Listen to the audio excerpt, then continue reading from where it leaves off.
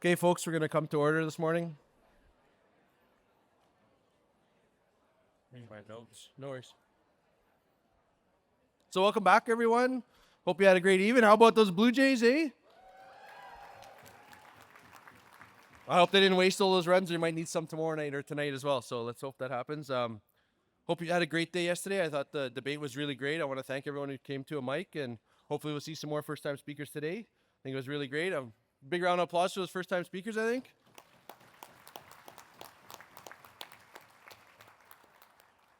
And thanks for those who stayed for the All Candidates Forum.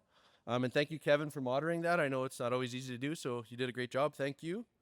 So now I'd entertain what is it called? My brain's broken. Credentials Committee report. There we go.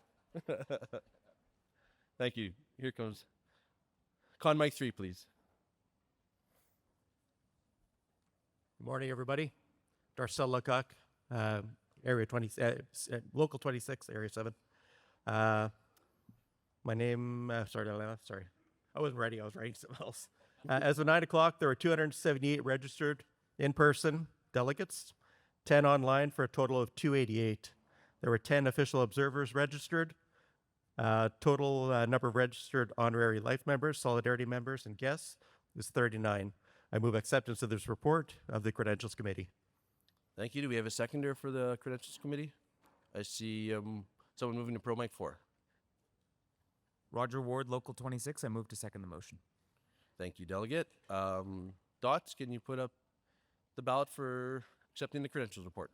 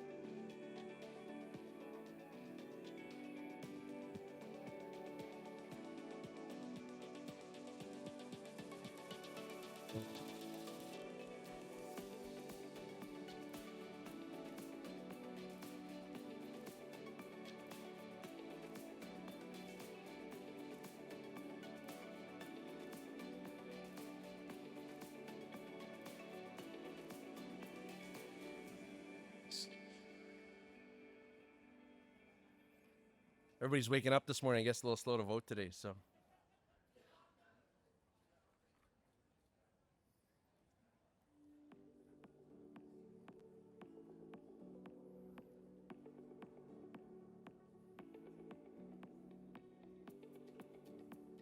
Okay.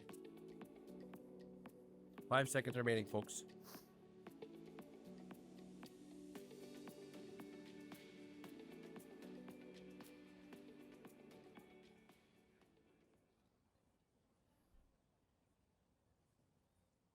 Credential report is carried. With that, I want to see you guys, these shirts, all you guys in these shirts look really, really good from up here. I say it looks really great. The logo is really prominent on there. I think it's awesome. I'm going to take a picture at one point. So those of you who don't have them on yet, please get them on because it looks really good. So with that, I'm going to pass it over to Janet. She's going to take us through the elections procedures and take us through the elections.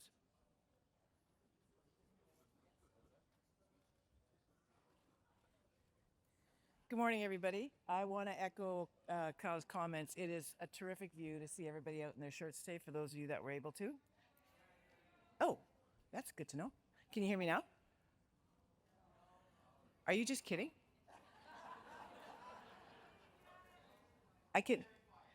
I'm very, oh shit.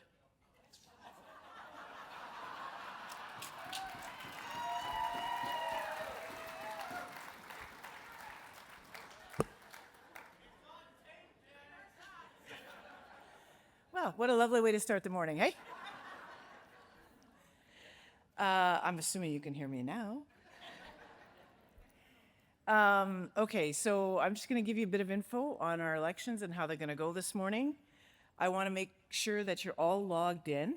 If you're having any trouble, please go to our dots table in the back because you want to make sure that you're ready to vote when the time to vote.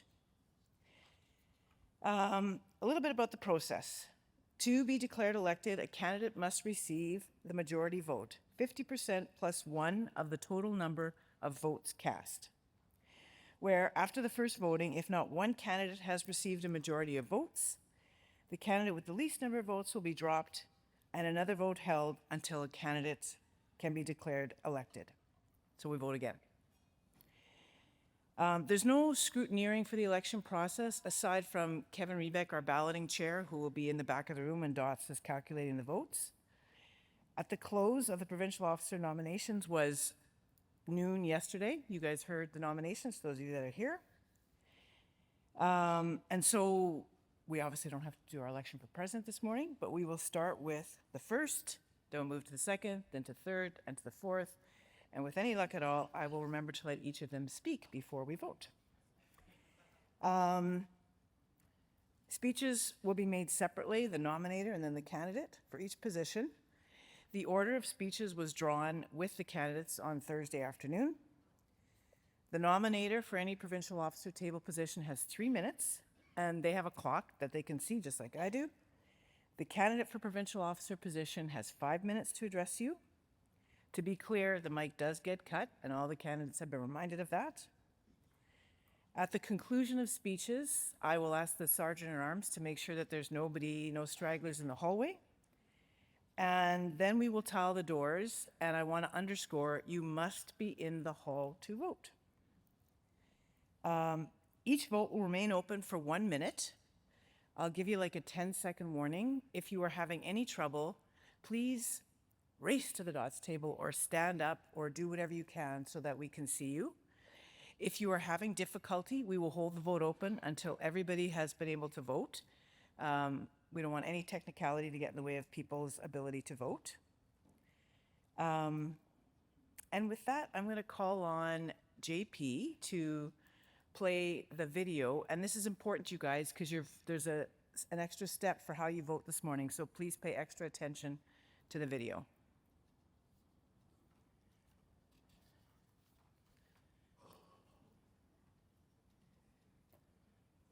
Voting, start by navigating to the Elections tab. This is where all elections will take place.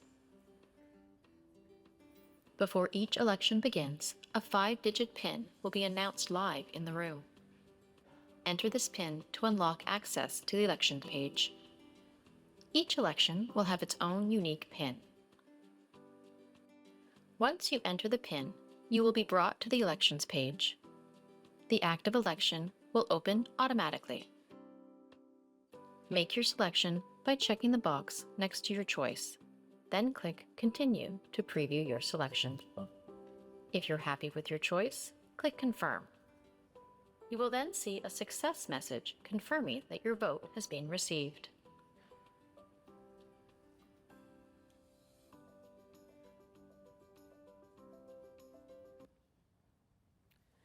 Does everybody get it? Do we need to play it again? Okay, I heard that. Okay, so at this time, I would like to invite the candidates for first vice president and their nominators to come up to the head table. And you can be seated on my right. JP and his nominator will address all of you delegates first. He'll sit here, and then Scott and his nominator next to them. Now I get it. When I turn my head, you can't hear me.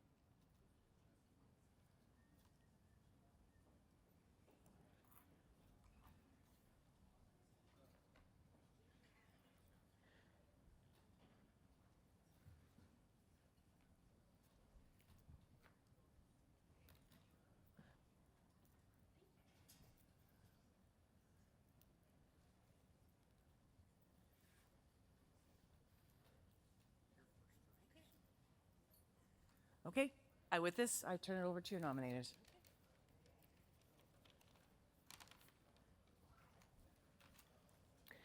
Good morning, delegates. My name is Michelle Mansell, and I have a speech that's so nice you're going to hear it twice. I've learned that our union contains family, like my little brother, who works in corrections and loves it when I call him that, and friends, like JP, who I have the honor of nominating. JP started his academic career by getting his political sciences degree at the U of M. He then went back to school twice at Red River College. Perhaps Red River College was calling his name all along. JP worked in the private sector until 2001, and that's where he learned the hard way what it was like to work in a non-union shop. JP then joined MPI. And like a lot of us, he took some time before becoming an activist. He was a steward after something happened at work where he felt the need to defend his coworkers. Now that JP was a steward and becoming more familiar with our union, he attended the next local meeting. And lo and behold, that meeting was a biannual election meeting. JP took the leap and was elected to be his local vice president. I would suggest that this is where JP's activism fire was lit. JP has been a rep on committees. He's chaired committees, including the Constitution and Bylaw Committee and the Equity and Human Rights Committee. JP has experience at the board level. He was a proud director of the MPI component. JP has completed a term as the fourth VP and is now completing a term as the first VP. Good on you, JP. He helped build a framework to help get us prepared for the austerity measures of the Pallister government. JP has a well-rounded level of experience in all levels of activism. This will help JP as he continues on as our first VP. JP is not afraid of change. After changing careers one more time, he's back to the beginning. He's back to Red River College. JP is back as a boots-on-the-ground chief steward and vice president. And on a personal note, it must be said that JP has 4 children that he's very proud of. He takes pride in talking politics and spreading the word of the labor movement with them. He takes great pleasure in participating in the Pride Parade every year and helping our LGBTQ plus 2S friends be seen and safe year-round, including his daughter, the rugby star. So, on that note, brothers, sisters, and friends, let's applaud JP for his activism and his hope to continue serving us all. Thank you.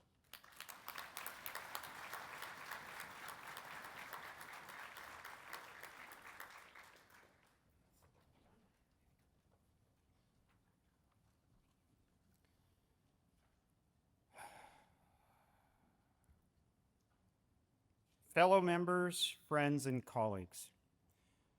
Before I start, I want to take a moment to acknowledge and be mindful that we do this work in Treaty 1 territory, the homeland of the Red River Métis, with water from Shoal Lake 40 First Nation. It's an honor to stand here before you today at our MGEU convention, surrounded by people who care deeply about fairness, respect, and dignity for working people. I'm here to ask for your support as I seek re-election to the position of First Vice President of our union, a role that carries serious responsibility, but also tremendous opportunity. For over 20 years, I've been an activist in our union, and for nearly 40 years, I've been involved in politics, fighting for working people, for equity and equality, and for a better Manitoba. I've seen how much can be accomplished when members are united and when leadership is grounded in honesty, transparency, and consistency. The position of First Vice President is not just a title. It's the person who steps in for the president when needed, is the guardian of our rules and structures, and part of the financial team who safeguard our union's resources. Being First Vice President is a role that demands not only experience, but trust. That trust has to be in the person in this seat will always act in the best interest of all members across every sector. And our union is large, diverse, and powerful.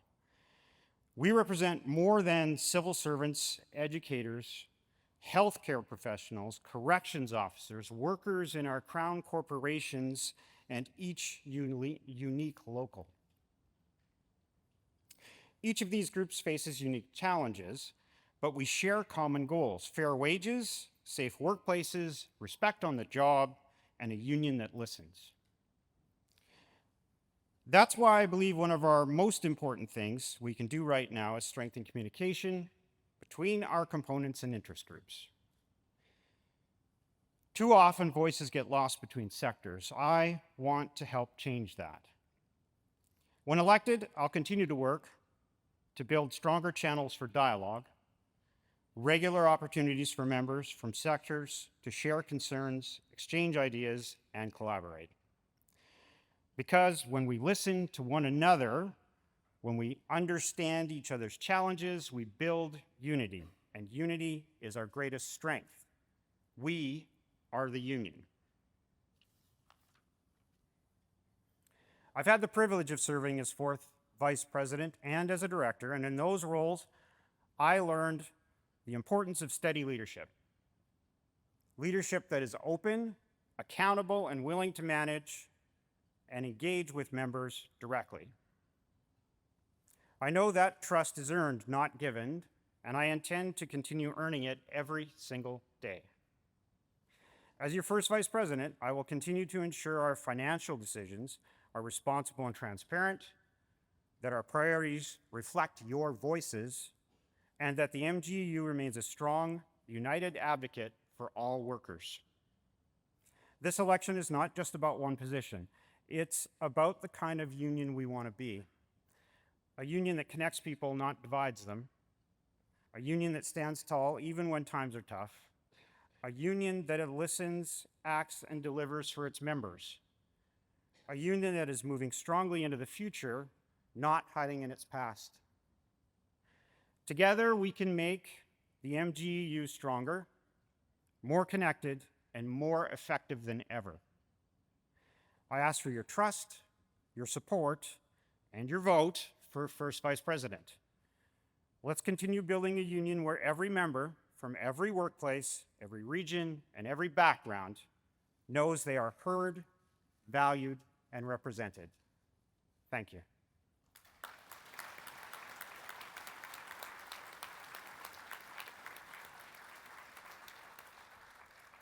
Thank you, JP. Tyreen?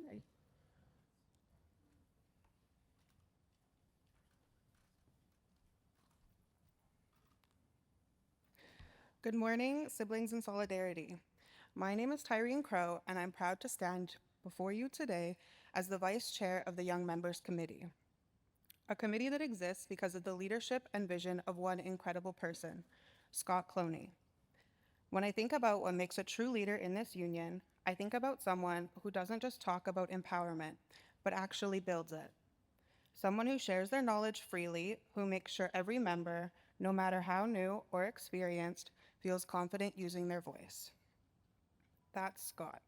Scott has spent decades serving MGEU members at every level, from local and area councils to committees, the board, and even as first vice president. He's worked in staff roles, led negotiations, and helped shape the very structures that make this union strong. There's almost no part of MGEU that Scott hasn't touched, and everywhere he's been, he's left it stronger, more inclusive, and more member-driven. That's what really stands out about Scott. It isn't just his resume, it's his heart. He's the kind of leader who shows up, whether it's walking the picket line, marching at Pride, or standing shoulder to shoulder with members fighting injustice. Scott is there. Always. Not for the photo op, not for recognition, but because he believes in solidarity. Scott's mentorship has shaped so many of us. Personally, he's been the person who's helped me understand that the power of this union doesn't live in the boardroom. It lives in us, the members. And that's exactly what Scott fights for every day. A union where the power, knowledge, and decisions are in the hands of the people they affect the most, the members. This election isn't just about experience, it's about who will help keep building that bridge between generations, who will continue to lift others up, and who will ensure that every voice in MGEU, young, old, seasoned, or brand new, is heard and respected. That's why I'm proud to nominate Scott Cloney for MGEU First Vice President, because Scott doesn't just represent leadership, he represents solidarity, mentorship, and member power. Thank you.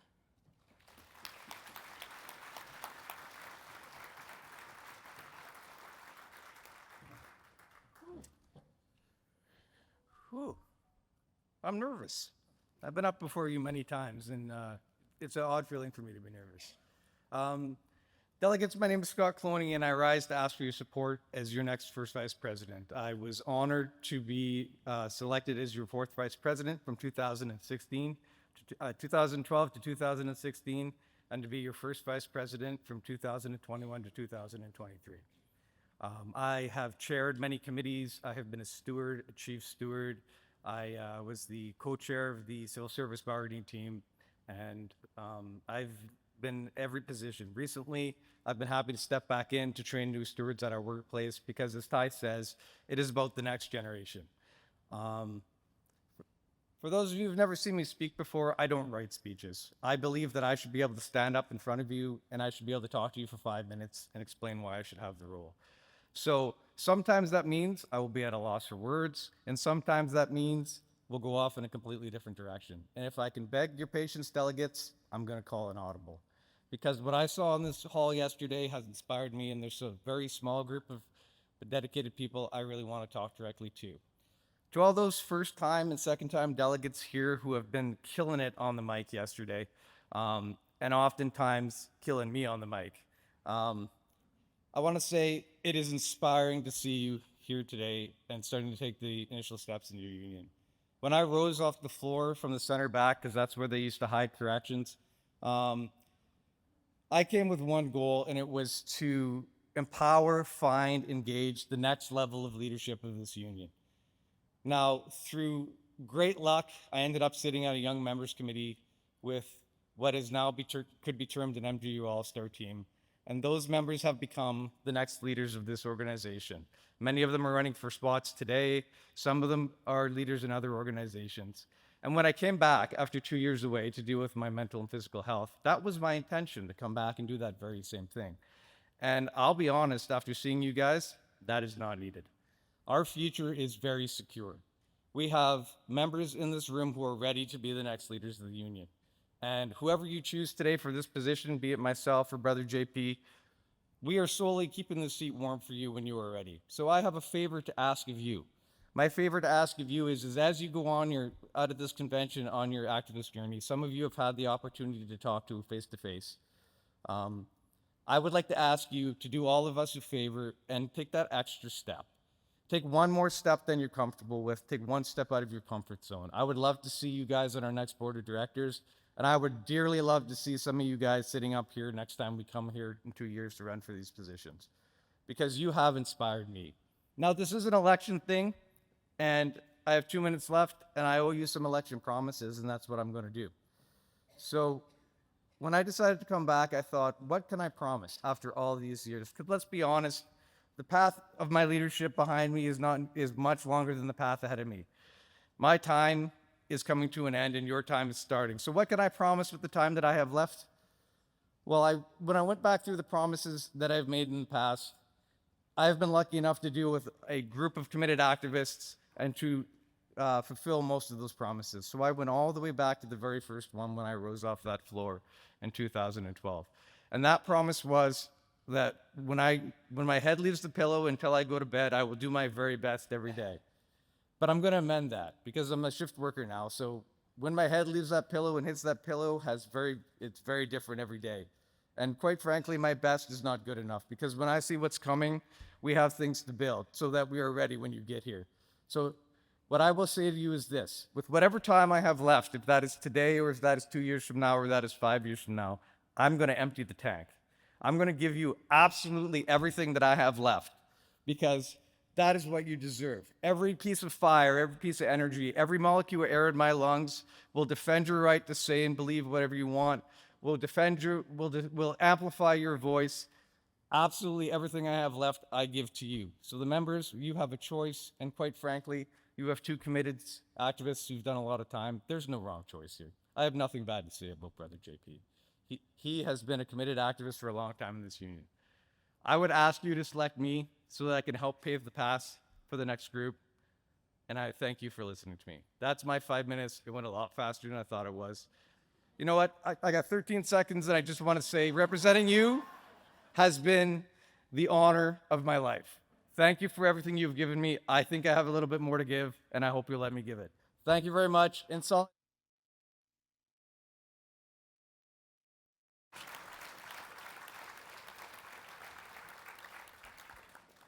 Thank you, candidates and nominators. I'll ask you to make your way back to your chairs.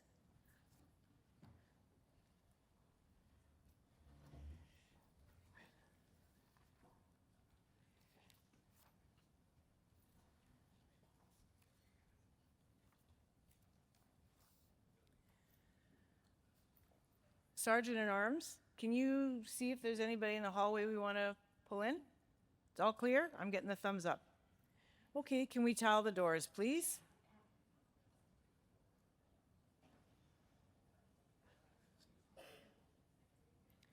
Just waiting for a few people to take their seats so they're ready. So again, if you have trouble voting, the DOTS table is in the back. Stand up, wave your arms, make yourself seen. You'll have 1 minute to vote. I think everybody's, oh, just about.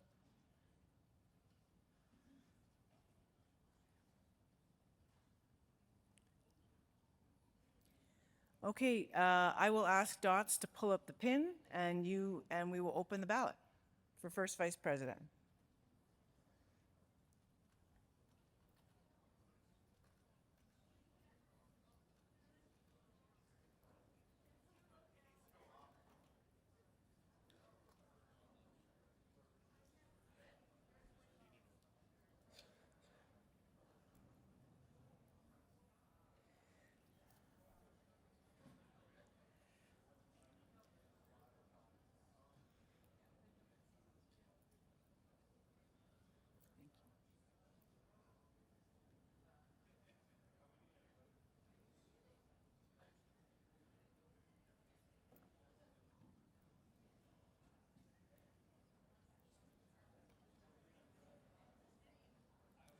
There are a few hands going up, so we might need a little extra time for this vote, folks.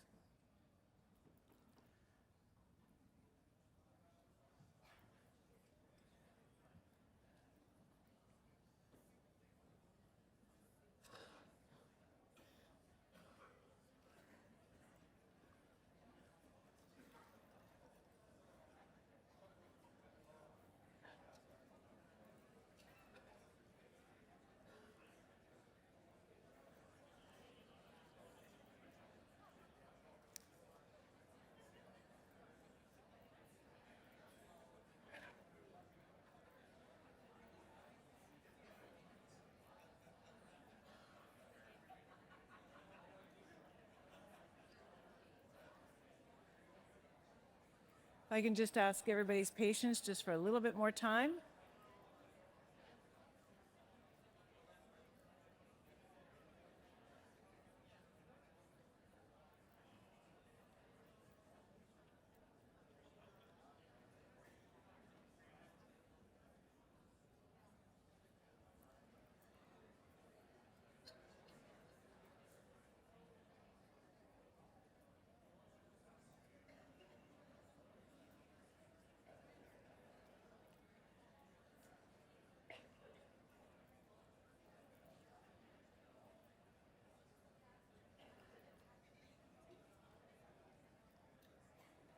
Has everybody been able to vote?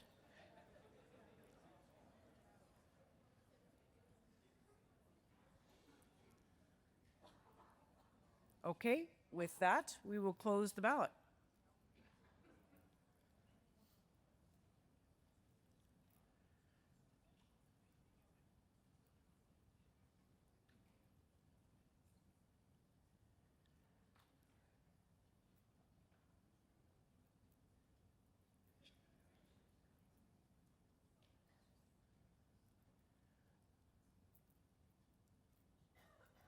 Just waiting for the numbers to be posted.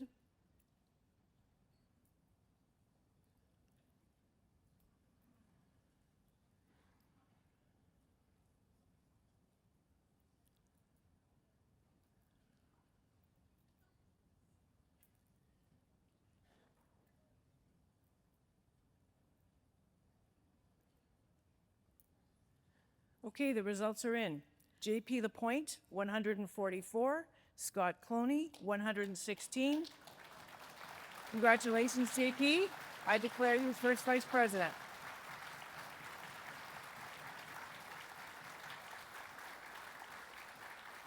Recognize the delegate at Pro Mic 1.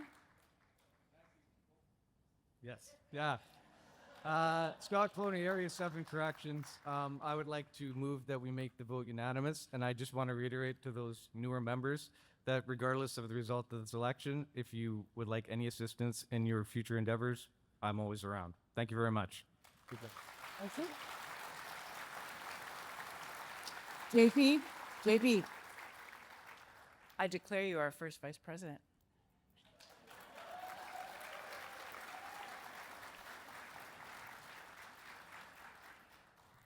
Delegate at Con Mike 2. Thank you, Janet. JP Lapointe, Local 73. I just want to say thank you to Scott. Many times over the last year or so, I've heard the words, no one should run unchallenged. Scott is a challenging opponent. Thank you.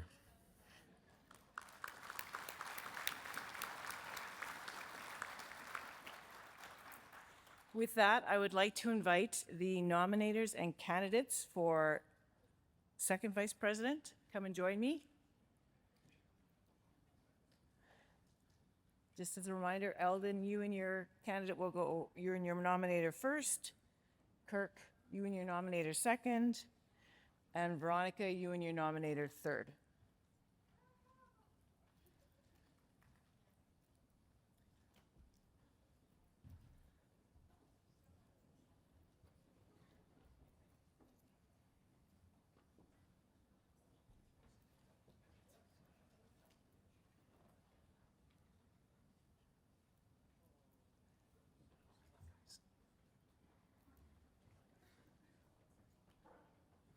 Want to get some water?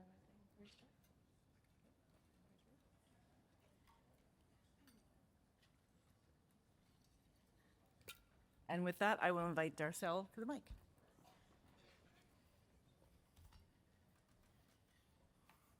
Good morning, everybody. I'm at it now. I'm good. I want to take a second to talk a little bit about Eldon Bergson.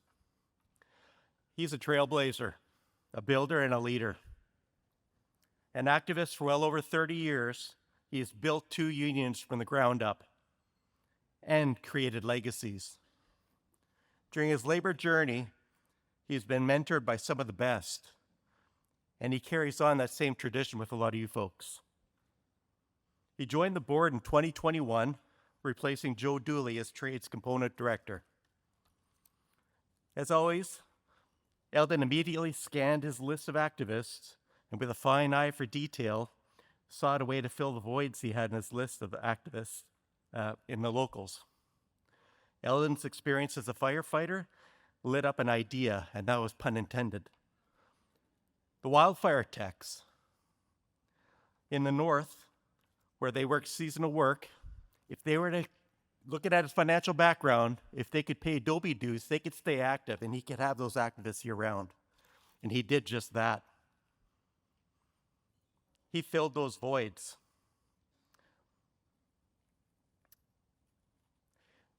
That's where he had the largest shortfall of activists. He worked hard at replenishing that, and it worked well. They remain active today, convinced from a path to activism. All of the trades locals right now have a full slate with the exception of Brandon, where we lost the engineers from Brandon College. So if you are a trades worker from Brandon, please reach out to Eldon. He's looking to fill some voids. I want to remind you all of what Eldon Bergson brings to the position of second VP. He has been a secretary-treasurer of the Manitoba Firefighters Union, one of the 2 unions, Manitoba Fiberglass Unions, one of the 2 unions he built out of nothing. He attended CAW Union School, where he pursued union and trades courses. And after he joined the board here, he sat on the finance committee and also on the investment subcommittee with the support and guidance of Kimberly Lynn and the rest of the finance committee. Eldon is a strong leader with the skills and financial background we want for second VP. I hope you will make the same choice I will and check the box on the ballot next to his name, Eldon Bergson for second VP. Thank you.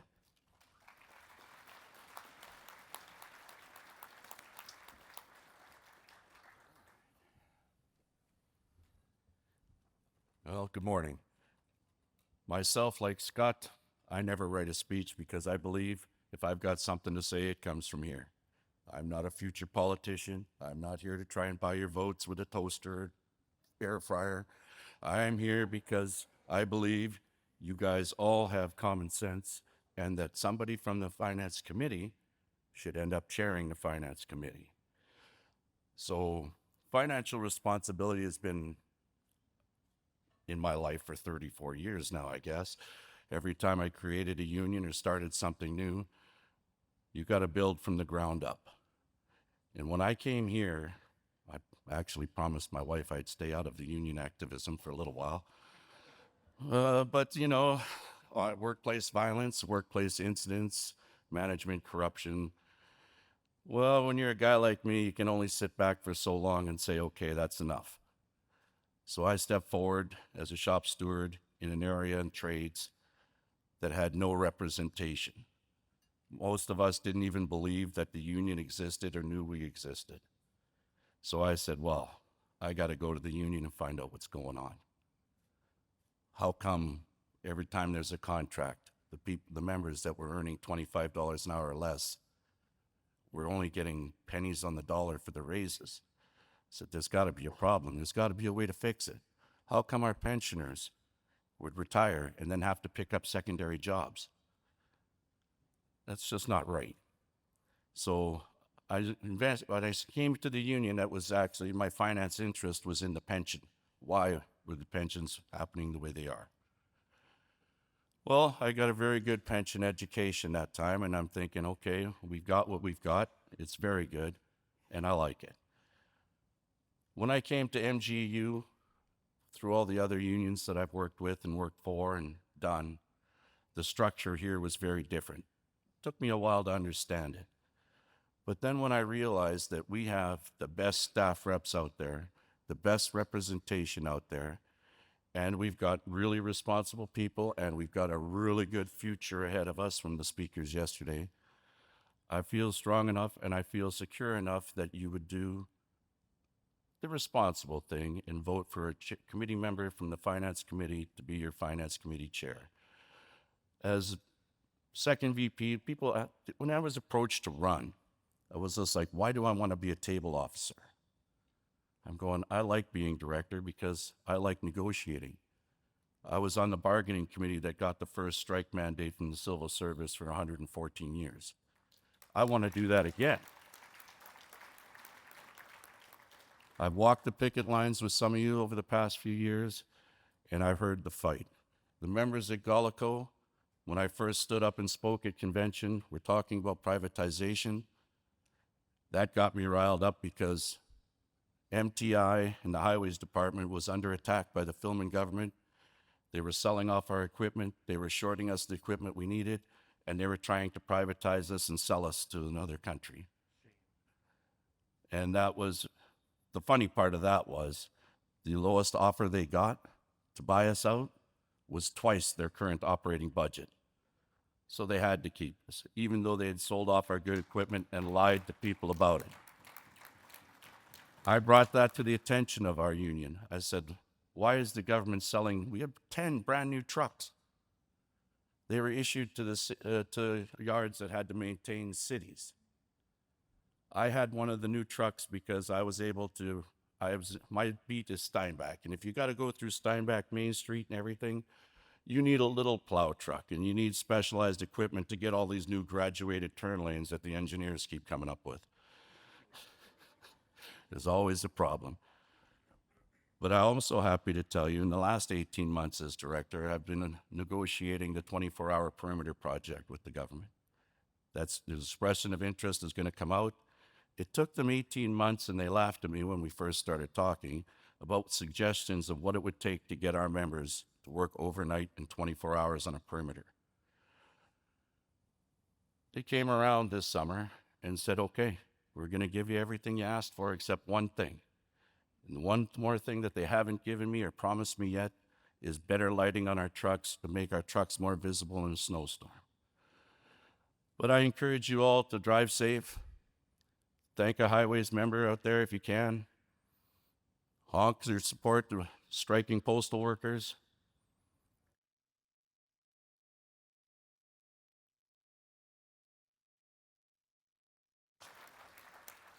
Thank you, Alden. Melissa? Yep.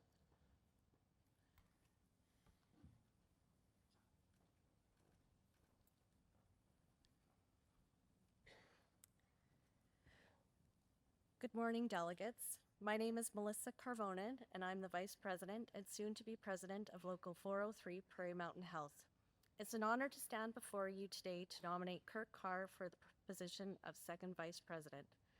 Kirk has been a dedicated MGU member for 19 years and currently serves as our third Vice President. He's also led the Brandon and District Labor Council for the last 8 years. I first met Kirk when he moved to Brandon 13 years ago, right around the time our local joined MGEU. From day one, Kirk has been the go-to person for anything union or contract related. If he didn't have the answer, he'd say, let's find the person who does together. That's the kind of leader Kirk is. Honest, collaborative, and always focused on getting results. Kirk didn't just move to Brandon, he became part of what makes our community strong. He served on the United Way Brandon board, contributed to both the Community Impact and Finance committees, and joined the Brandon and District Workers Advocacy Center. He's always volunteering and giving back. He believes in continuous learning. Kirk has completed every MGU course, regularly attends MFL and health and safety conferences, participated in the Next Step Leadership Program, and recently finished Canadian Labour Congress Treasury training.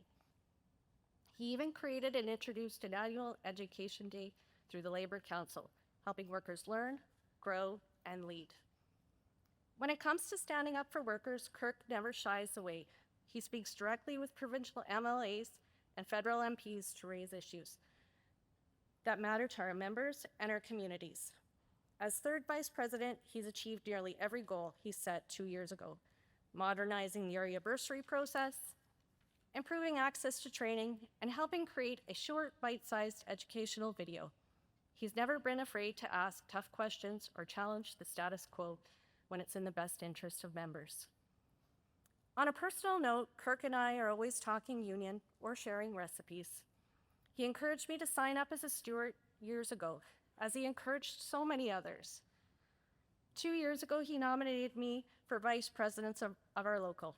That's Kirk. He inspires and encourages members and stewards alike to make our union stronger. Kirk is a leader, a mentor, a community builder, and a strong advocate for working people. I believe in Kirk. He's someone you can count on, and he's the best choice for second vice president. Thank you.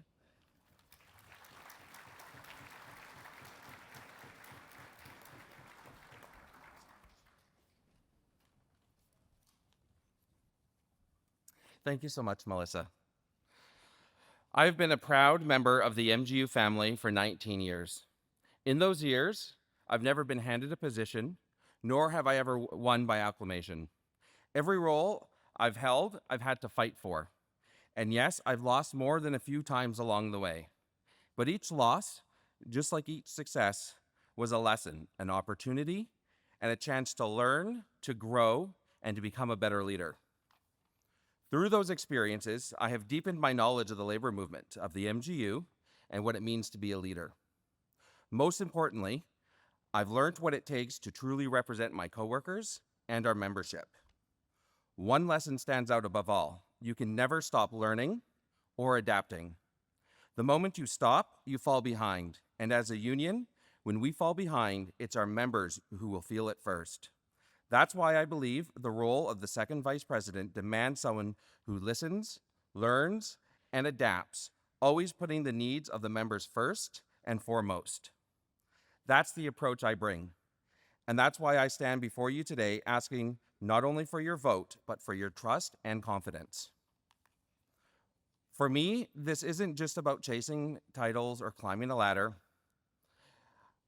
The past 2 years as your third vice president has been an honor, and I'm proud to say I achieved nearly all of the goals I set out for, and in doing so, I've gained the experience needed as a provincial table officer, but staying as third VP was never my end goal. And with the threat of that role being eliminated for education, I knew it was time to step into a position I've always wanted, the second vice president. And that's where I believe I can make the biggest impact for this union. The role is about being the guardian of our dues that our members have entrusted to us. Knowing every cent collected is more than just a line in a budget or a penny in the bank. It represents the sweat of a long shift, the meals missed with family, the sacrifices made to keep the services Manitobans rely on functioning, and the dedication that keeps our communities moving and growing. These dues carry the trust of our membership, and that trust must be remembered and respected in every decision that is made. And as your second vice president, I will do exactly that. This is not a role for rash or uncalculated changes. It's about a steady hand and a clear vision. It's the need for consistency and stability that will allow our union to plan not just for the next budget or convention, but for the next generation. It's about investing in people, in education, and in the tools, campaign, staff, and resources that we need to grow the MGU as strong as possible. I believe my experience is what truly sets me apart in this three-way race. I've been entrusted as a school trustee for the Brandon School Division to manage a multi-million-dollar budget, just like the MGUs, overseeing more than $130 million, where we have to make difficult financial decisions that have real impacts on those who rely on it. Combine that with my experience already as one of your provincial table officers, I bring a level of financial responsibility, leadership, and proven decision-making that I believe is needed for this role. As your second vice president, I will ensure that every dollar given through our dues to the MGU is used with a vision of how it can strengthen our membership, support our staff, and fuel the campaigns and advocacy that matter most to working people. I will be a steady hand, a reliable steward, and an accessible leader who never forgets that this union belongs to its members and reminds the MGU to put its own people, its members, first. So now I am asking not only for your vote, but for your trust and your support. Together, we can ensure the MGU remains a union that is accountable, transparent, and unshakable in our solidarity, not just for today, but for the future we are all creating together. It's with respect, gratitude that I ask for your support. If you place your trust in me, I will bring a level of passion, fire, and commitment that will not be matched. The MGU is and will always be my passion, and I will be honored this role with everything I have. Thank you so much.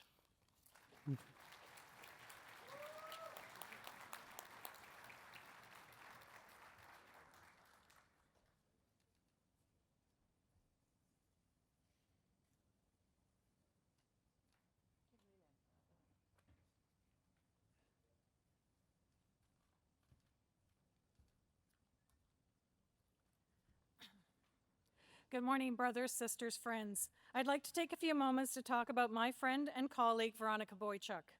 Veronica and I first met way back in 2008 when we served together on the Women's Committee.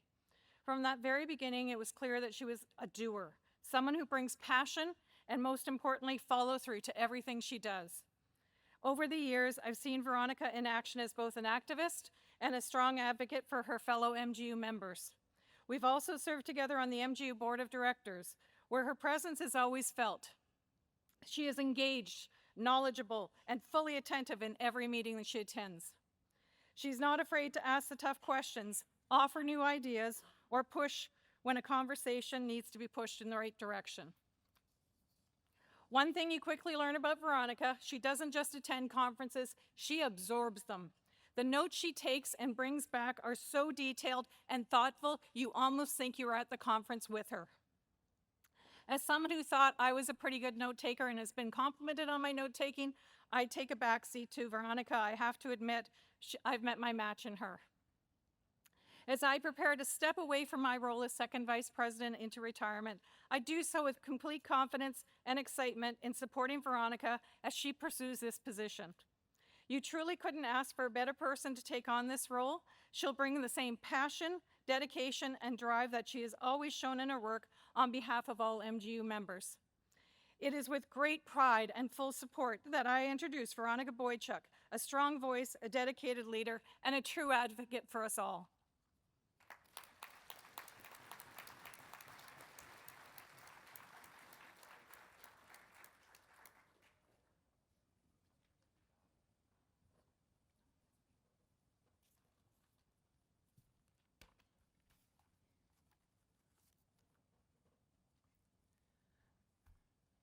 Hello, everyone. Thank you, Kimberly, for the nomination and the introduction. My name is Veronica, and I just want to start by saying how thankful I am to be here today. Standing here surrounded by so many passionate and dedicated people, union members, that is honestly both exciting and, if I'm being completely honest, a little bit nerve-wracking. Excited because I get to put my name forward for a role that lets me keep doing what I love. Standing up for fairness, challenging myself, and working towards the goals that matter to all of us. And sure, it's a little bit nerve-wracking because there is something new for me to do, and representing more than 34,000 members across the province is no small thing. But it's a challenge that I'm ready for, and one I'd be incredibly proud to take on. I joined MGEU back in 1998, and right from the start, I realized that being part of this union is about so much more than paying dues. It's about standing up for what's right. I am a social worker with a Bachelor of Social Work degree, and I work in community mental health with the adult program. My job has always been about helping people, really listening, and finding solutions. And those same things, empathy, persistence, and teamwork, is what I bring to the union work too. When I first got involved, it hit me that fairness and equal treatment aren't automatic, things that we have to fight for. That's what pushed me to become an activist and use my voice, not just for myself, but for my coworkers, my community, and for workers across Manitoba. Over the years, I've had the chance to serve in a lot of different roles within MGEU. I've sat on the Women's Committee, the Equality and Human Rights Committee, Pensions and Benefits Committee, and the Risks and Strategies Committee, all of which gave me a deeper understanding of the many challenges our members face. I've also served as the Health and Safety Rep, Chief Steward, Local President, and most recently as the Technical Professional Component Director. I've chaired bargaining committee meetings, led local meetings, and co-chaired labor management discussions. For the past few years, I've been fighting hard on behalf of MGU and all Manitobans to ensure that essential public services stay public by lobbying all the different levels of government. I believe that these services should never be sold off to private, for-profit interests that put dollars before people. What I've learned through all of this is simple. Real progress happens when we listen, work together, and stay true to our principles, even when things get tough. I am proud of what I've learned and of what we've accomplished, but I also know that there is still more to do. The world of work is changing fast. Job security, mental health, fair pay, these are real challenges that we have to keep tackling head on. We have got to stay adaptable, stay united, and keep investing in our members so that no one gets left behind. Part of that means being smart and transparent with our finances. In my previous employment, I was responsible for ensuring that the year-end expenditures remained within budget. One year, I also worked directly with our accountant to calculate the retro pay and the hours of service for the members. On the personal side, being intentional with my money is important to me. I budget and I save consistently to stay on top of my responsibilities. In addition, for the past decade, I have handled the preparation work for my family's farm taxes, giving the accountant everything needed to file and complete them every year. These experiences taught me that being financially responsible isn't just watching the bottom line. It's about making sure our money reflects our values. As a union, we need to keep being transparent and accountable, but we also need to be bold enough to invest in our future through education, advocacy, and leadership development, because every dollar that we invest in our members makes our union stronger. When I'm elected, as your second vice president, I'll bring that same energy, openness, and commitment into everything that I do. I'll be someone that you can talk to, someone who listens and makes sure your voice is heard at every level. And I will keep advocating for fairness, equity, and respect, the core values that make our union what it is.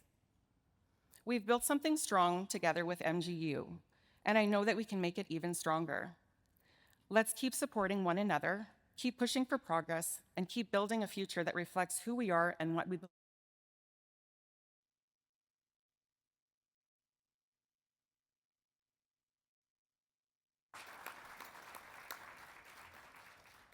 Thank you to all the candidates and nominators. I'll ask you to all take your seats.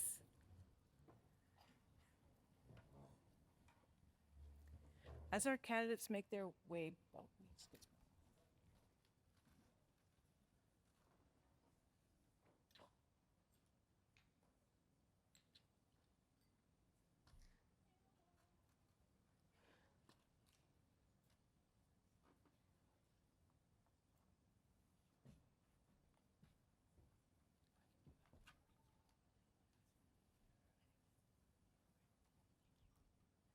we share a lot of things at the MGU, but dirty glasses ain't one of them.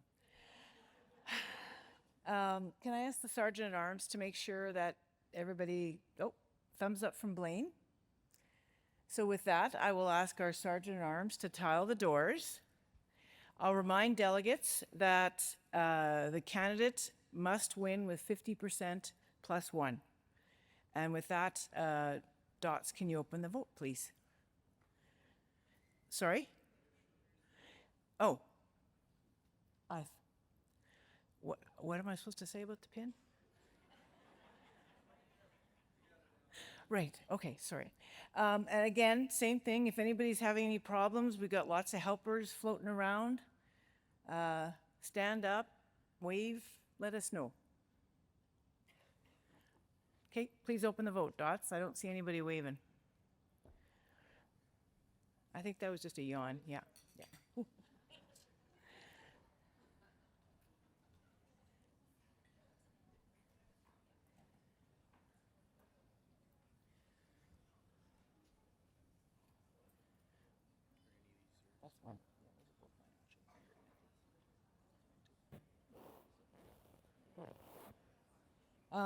There's a hand up over here. I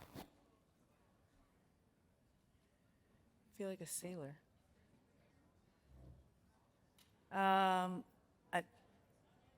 Carrie's telling me somebody else. Oh, on my left. Far left? Did they get it? Okay, thank you. Appreciate that.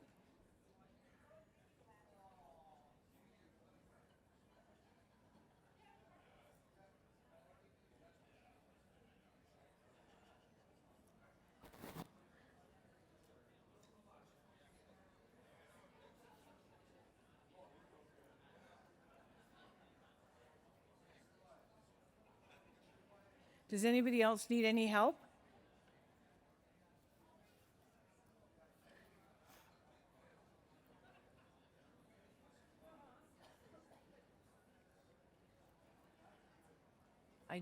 I don't see any more hands, and my floor manager tells me it looks like we're good.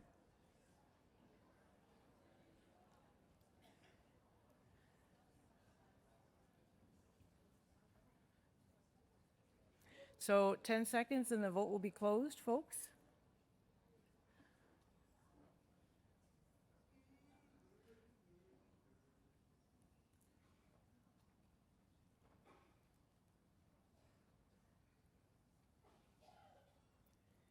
I think Dots is calculating the results.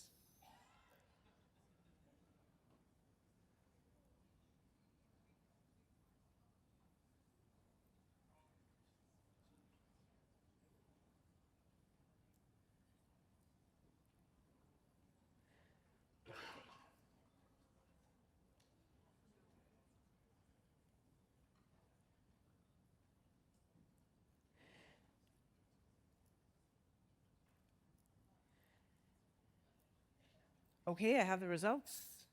Eldon Berkson, 111.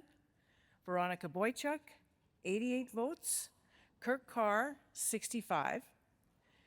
So, as I mentioned this morning,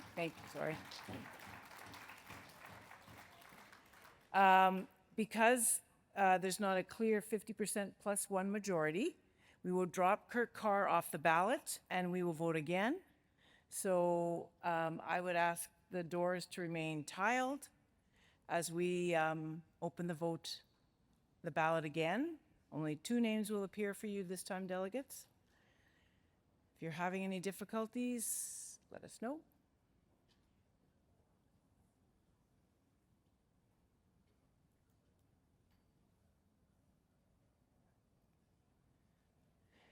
If you may want to refresh your page, folks. That's a tip somebody gave me.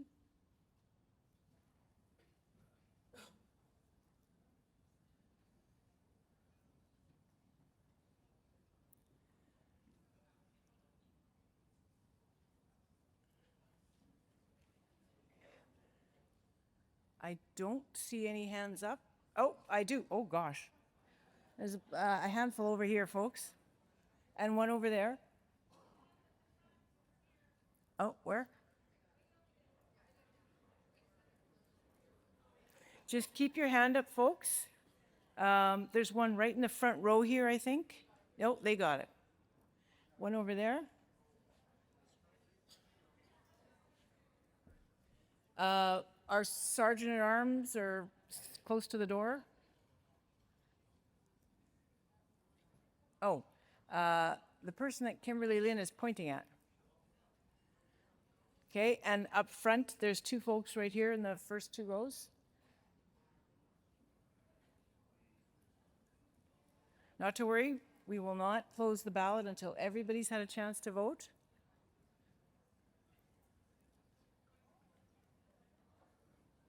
Okay.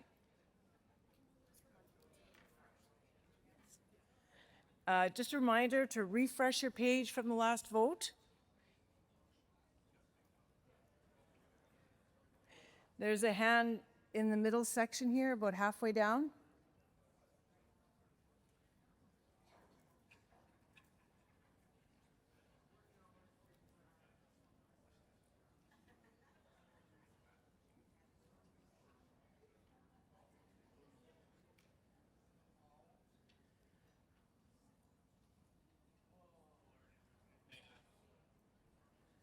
Are there? Oh, okay.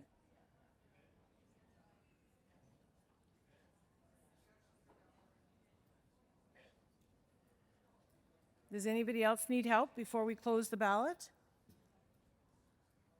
I don't see any hands up. John, do you see any hands up? No? Okay, I think we're good. Thank you.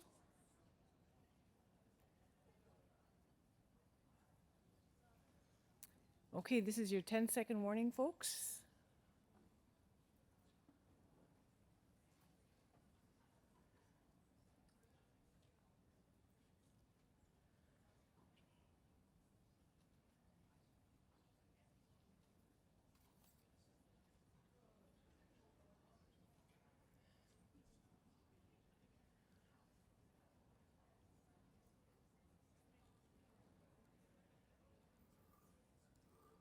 Our results are in. Eldon Berkson, 151. Veronica Boychuk, 112. Congratulations, Eldon.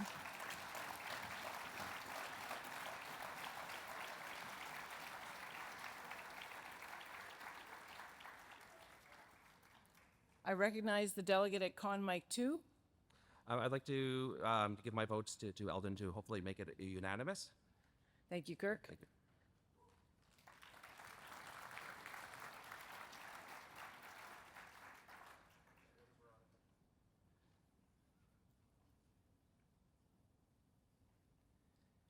I recognize the delegate at Pro Mike 4. Hi, Veronica Boychuk, Local 408, Tech Prof Component Director, and I also would like to make a motion to make it unanimous. Thank you very much, Veronica.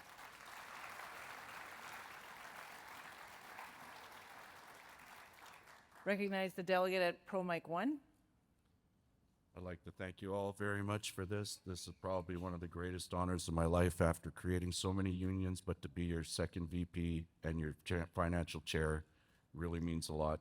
And to let you know, I am always available to talk to. People wanted to hear some stories earlier about the organizing in the illegal days. I can got stories. Thank you a lot.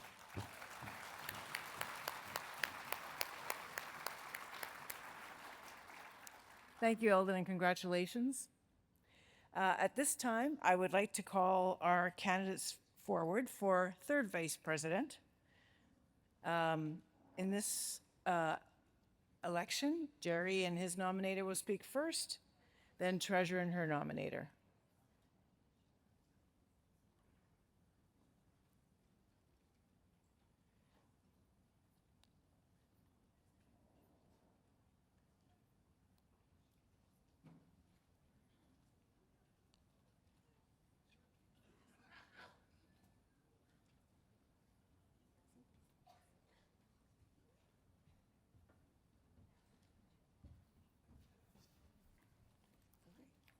And with that, Carol, you have to sit. I'll invite you forward. Okay, thank you.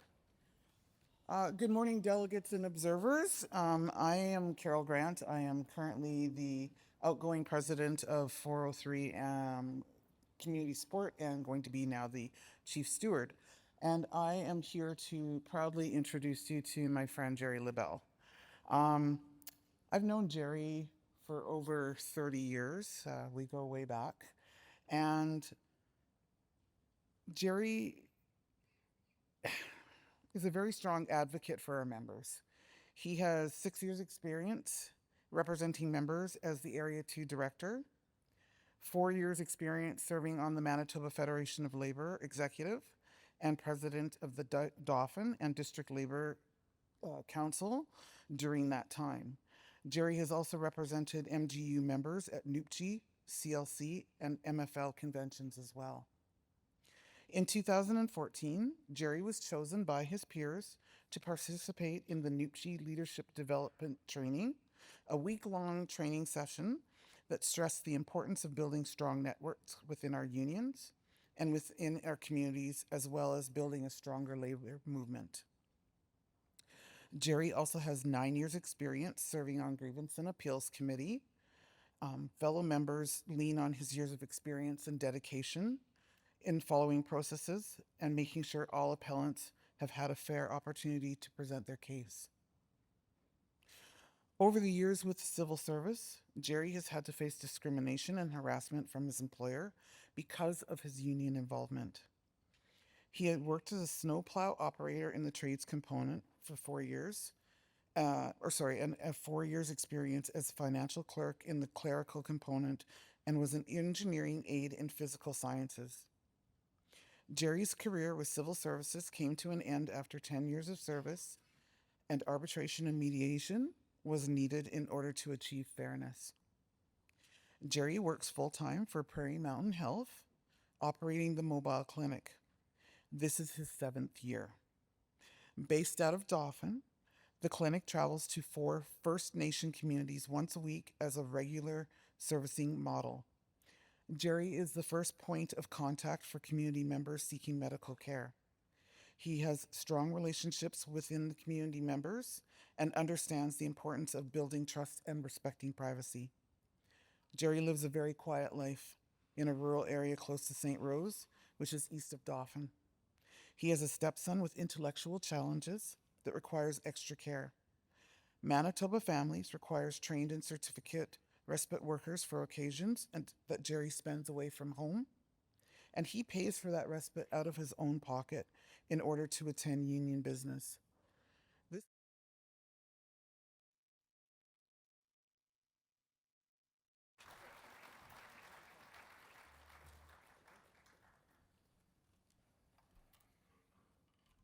Hello, delegates, staff, and guests. I want to start off by saying how thankful I am for this opportunity. At different times in my life, I find certain moments really have an impact on me. Years ago, I was heavily involved with the MGEU. A lot of lessons were learned along the way. Some very tough lessons, to be honest. So to be here now, engaging with our members again, talking with people of all walks of life, listening to their experiences, sharing our stories of the wins from the past. I truly am blessed to have this opportunity to reconnect with our membership. I'll be relying on my 17 years of experience with my life lessons to navigate through the future. Getting a little bit older, I realize how important these moments really are. Many of you know that I have 9 years experience with the Grievance and Appeals, passionate about the role the committee has within our MGEU. I've learned a lot from many different leaders throughout those years. I've had the opportunity to learn from our legal team, staff reps, and from the appellants as well. I understand that everyone has a story and deserves the right to be heard. Some appellants have been dealing with their grievances for years. I make sure that everyone has the opportunity to tell their story. I know this from experience. This is healing for a lot of our appellants. As a committee, we need to have compassion for that. In my eyes, that's what putting people first means. I say this here today because if the delegates decide to put faith in me as third vice president, I'll be requesting to chair the Grievance and Appeals Committee. What I love about the democratic process is that it empowers members to express their opinion, empowers us to feel comfortable knowing our voice has been heard and that we can make a positive difference for MGU members and activists. What are we doing today to make things better for the next wave of activists, for the next generation? We have honorary life members here today, sitting in the back. I want to say thank you, thank you, thank you for each and every one of you. Your dedication, commitment, and hard work as labor activists have served us very well. I remember some of the debates in the boardroom. They were pretty intense. I appreciate all of you for showing me the way.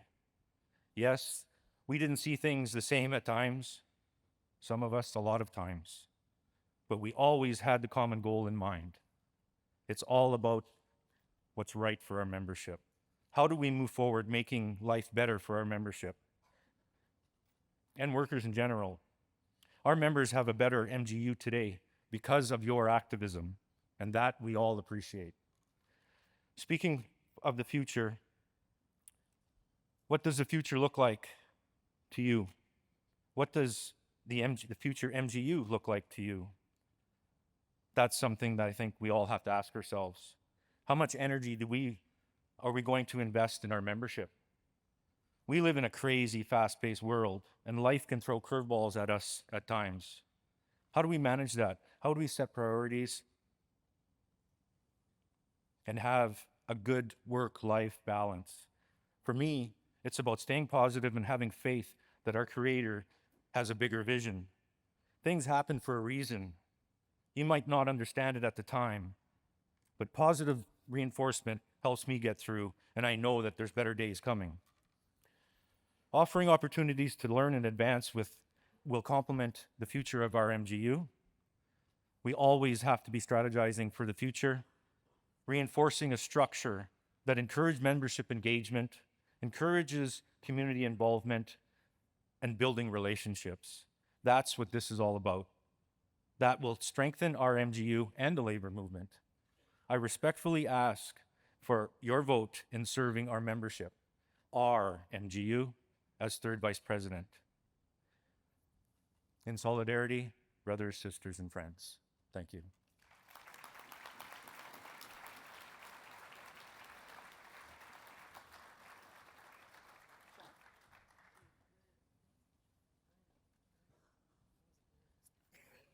That's fine.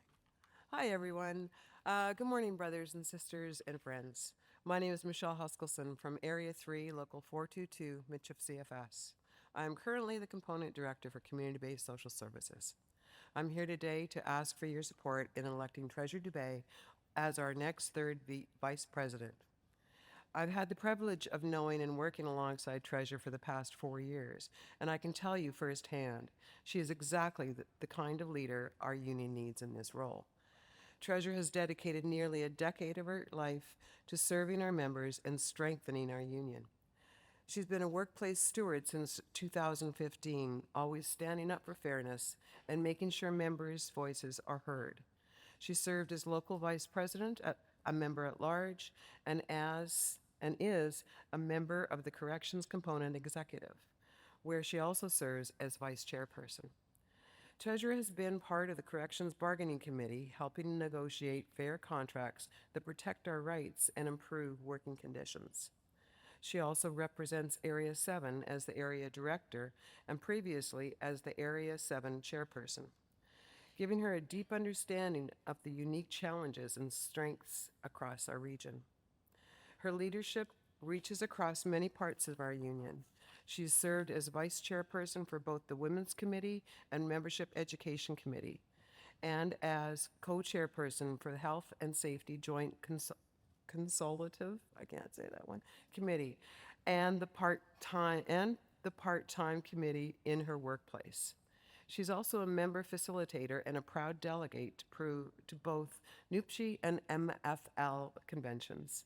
Whether it's grievance support, organizing campaigns, or civil service outreach, Treasure shows up, not just with passion, but with purpose. She listens, she finds solutions, and above all, gets things done. What I admire most about Treasure is her integrity. If she doesn't know the answer to something, she won't guess, she'll find out. She's approachable, transparent, and deeply committed, helping others succeed. So today, I'm asking you to join me in supporting a strong, experienced, compassionate leader. Let's elect someone who has proven time and time again that she's in for the members, for us all. Thank you.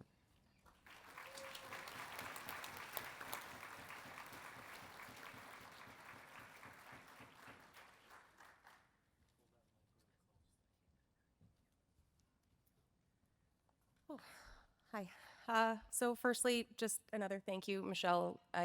This is terrifying, so I really appreciate you putting yourself out here.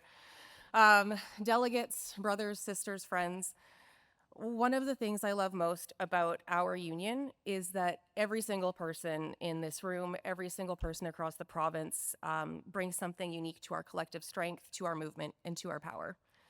Some people are great with numbers and strategy. They can analyze the data, navigate the fine print, help us win strong contracts at the table. They are vital to our success. And then there are the creative thinkers, people who know how to connect with others, how to reach out, how to make our message resonate. Just as vital. I'll be honest, numbers, not really my thing. But through my years as an activist, I've learned what my thing is. It's connecting with people, building relationships, helping others see their own strength, even when they don't see it themselves. I started my career as a juvenile counselor at the Agassiz Youth Center in Portage Prairie. This is where my activism began. When that facility was closed, I transferred to Women's Correctional Center, where I work as a correctional officer. Every day, I am so incredibly grateful that I've been able to do my job safely and with empathy. In my 12 years in corrections, I've learned that even in the toughest environments, people respond to connection, to respect, and to being heard. We work with people who've often been, all things considered, written off by society, people who've been told they don't matter. Yet when you treat them with respect, when you listen, when you see them as human, that connection can change everything. And that's something I carry into my union work every single day. Because whether you're talking to a coworker who feels invisible or a new member who doesn't understand what the union even is, people want to be seen. They want to feel like their voice matters. It does. Over the years, I've had the opportunity to talk with members who had no idea what the union could do for them. And I've watched their eyes light up when they realize that they are the union. I've stood beside members who were fighting for fairness, for safety, for dignity. And I fought alongside them because that's what solidarity looks like. I've had the chance to represent my workplace and my component at the bargaining table. Those experiences taught me that strength at the table doesn't just come from people sitting there. It comes from every member who stands behind them. I've engaged our employer about exploring mental health resources and supports for our members, something that's incredibly important to me, especially for those of us in high stress and high risk workplaces. Learning what's available and what's still missing for the people who serve this province every day that serve this province day in and day out will remain a priority for me. I've had the privilege of representing our members nationally, meeting activists from across the country, sharing stories, building connections, and realizing that the challenges we face are shared, but so are our hopes. And finally, I have been proud to serve as the vice chairperson of the Membership Education Committee, being able to contribute to the success of our educational program. As a member facilitator, teaching, mentoring, and learning alongside other activists has been one of the most rewarding parts of my journey. When you help someone find their voice, when you see that spark of confidence, that's when you know our movement is growing stronger. Our union has helped me discover who I am and feel confident about what I can bring to the table.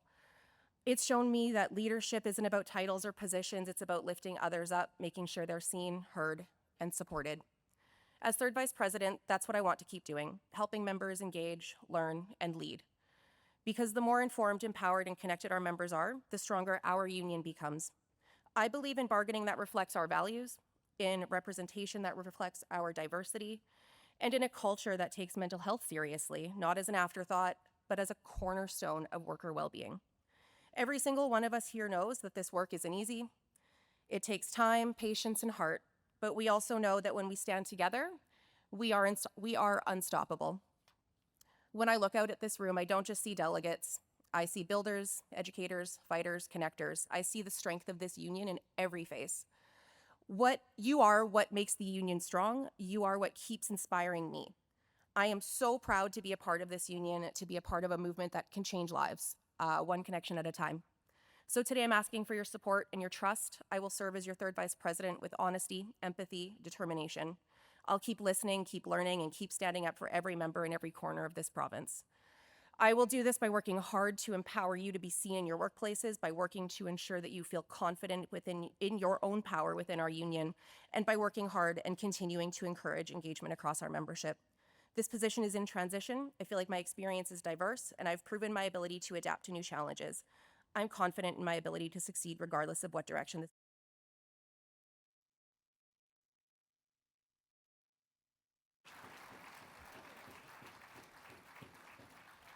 Thank you, candidates and nominators. I'll invite you to take your seats. I think you folks can refresh. I'll ask our Sergeant at Arms to. We're on a thumbs up. Okay. We'll just wait until our candidates have found their spot before we do anything else.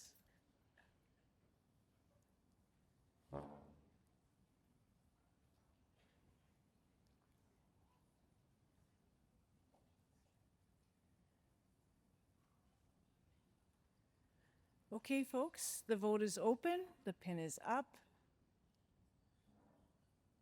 Remember to put your hand up or stand or wave or something if you're having any trouble.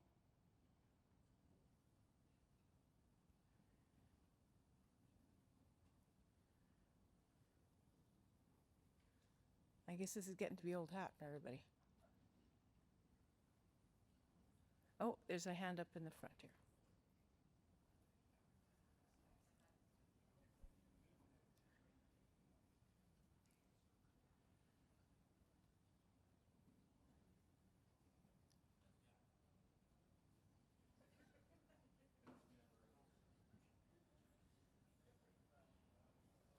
If you're having trouble, put your hand up and just keep it up so we can find you.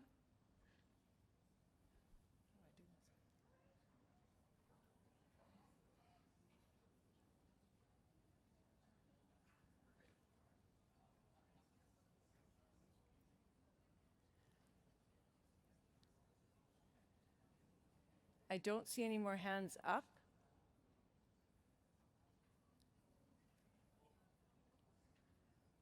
Did somebody?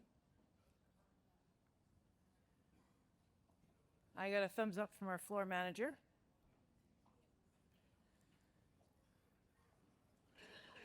Ten-second warning before we close the ballot.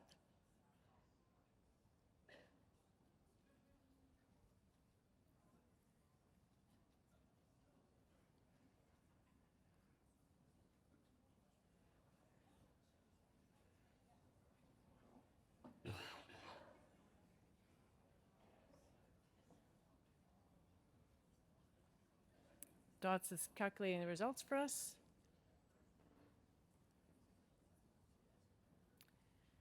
Treasurer Dubé, 193. Jerry LaBelle, 70. Congratulations, Treasurer.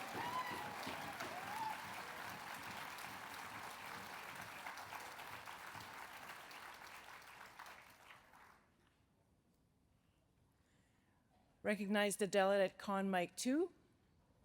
I'd like to make that unanimous. Thank you very much.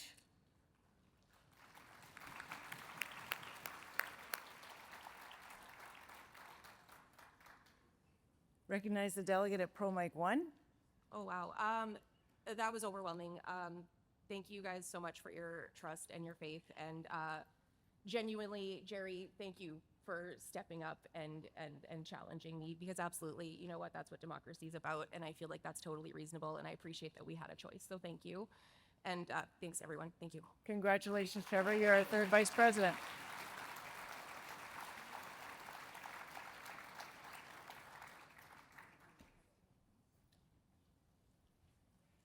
And with that, I am going to invite the candidates for fourth vice president to come forward with their nominators, please. Jordan Labar will speak first, and Annette Liss is our second candidate. I know we're pushing into the break period a little bit, you guys, but we just have one more election, if people can hold off.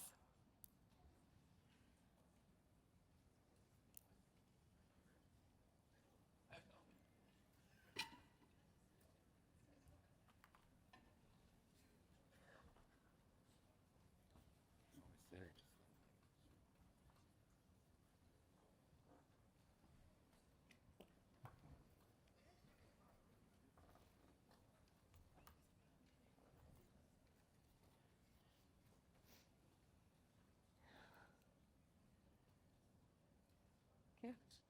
And with that, I will invite Reno to come to the mic, please.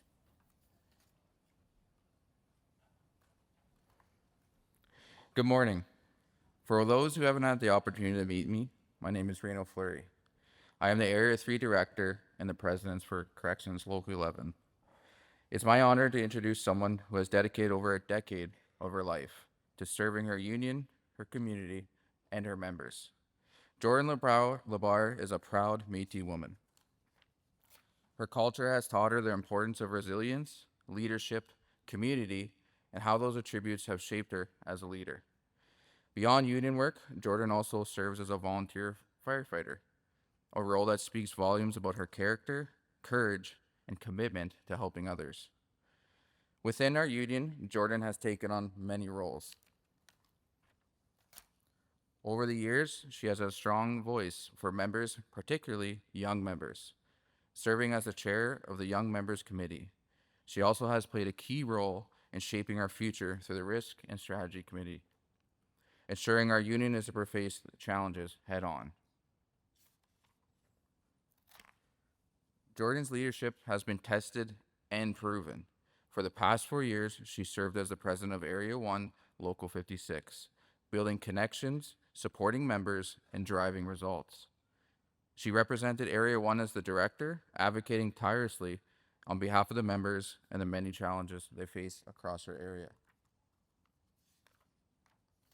Most recently, in March of 2025, Jordan stepped into her current role as the fourth vice president, a position that reflects not only her experience, but also the trust and respect that she has earned across our union. Jordan's journey is one of a steady commitment, growth, and vision. She represents not just where we've been, but where we're going.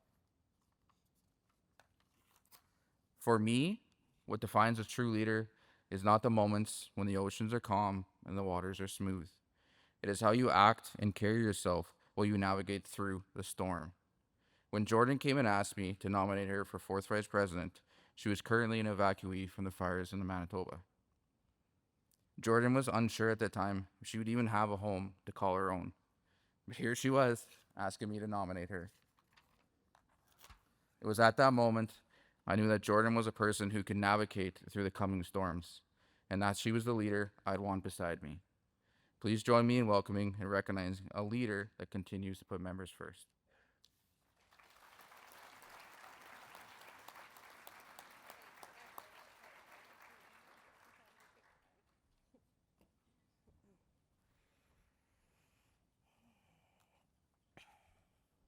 Good morning, everyone. Before I dive in, I really just have to say, wow. I know we've heard it over the last couple of days, but there truly are a lot of us here today, and I don't take that lightly. My speech is going to be a little bit different because I don't believe in standing up here and boring you with a long list of things that I've done. Instead, I want to share with you something more important: who I am, what I stand for, and why I'm passionate about being here. I can't tell you how excited and grateful I am for this opportunity. Standing here is not something I take for granted, and I'm thrilled to be able to share my perspective with you today. So who am I? I'm passionate, I'm strong-willed, I'm outspoken, I bring energy, adaptability, and a willingness to face challenges head on.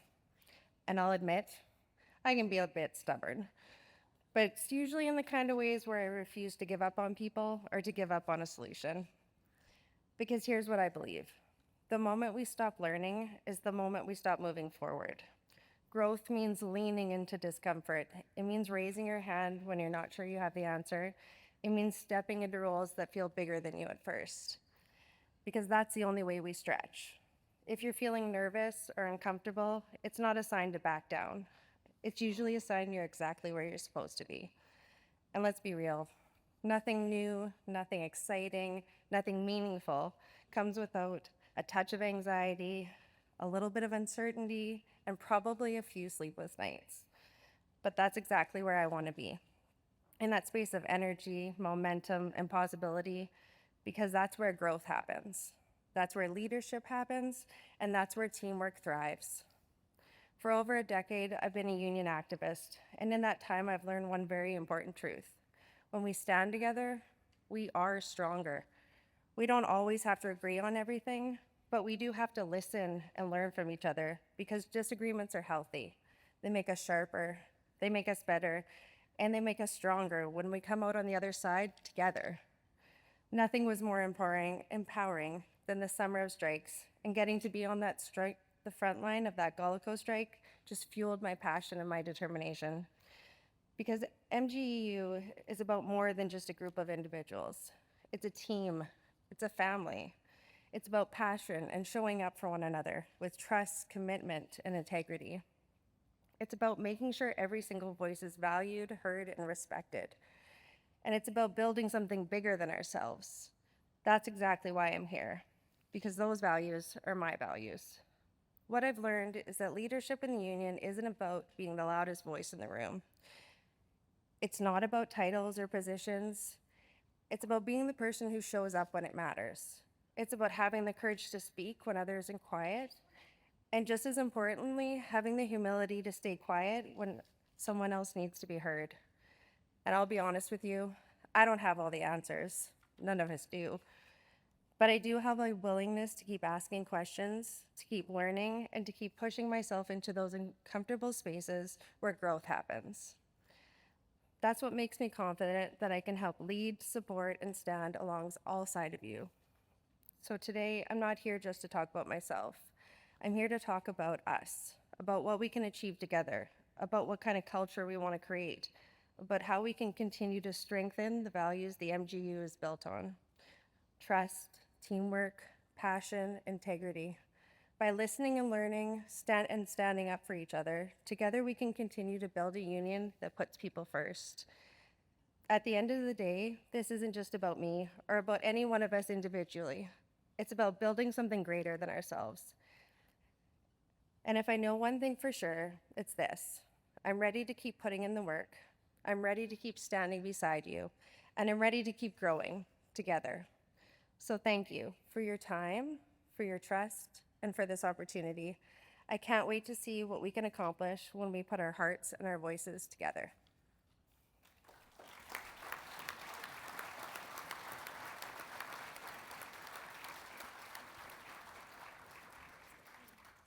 Alvin?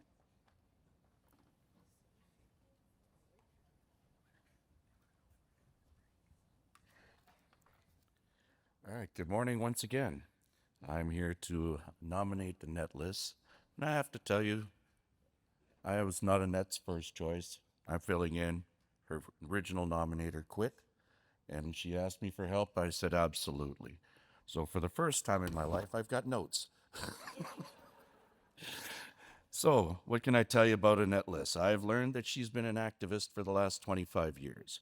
She's been a St. River librarian for the past 15 years. She's been the Area 5 director for the last 2 years and sat on the board of directors with that position. She sat on the committee on committees. She co-chaired the Tech Change Committee. And when I first saw her vehicle, I just looked at it and said, what's the deal with your vehicle? It looks like a dragon on there. And she goes, yeah, it is. I said, why is that? She says, Because I run a reptile rescue. So she rescues bearded dragons, rescues animals. And I said, well, that's something I do. I believe in charities for animals and children. So I said, okay. And I found out she run that rescue. I said, okay, you're my favorite dragon lady. So I'd like to introduce Annette Liss as my favorite dragon lady and hope you give her support. Thank you.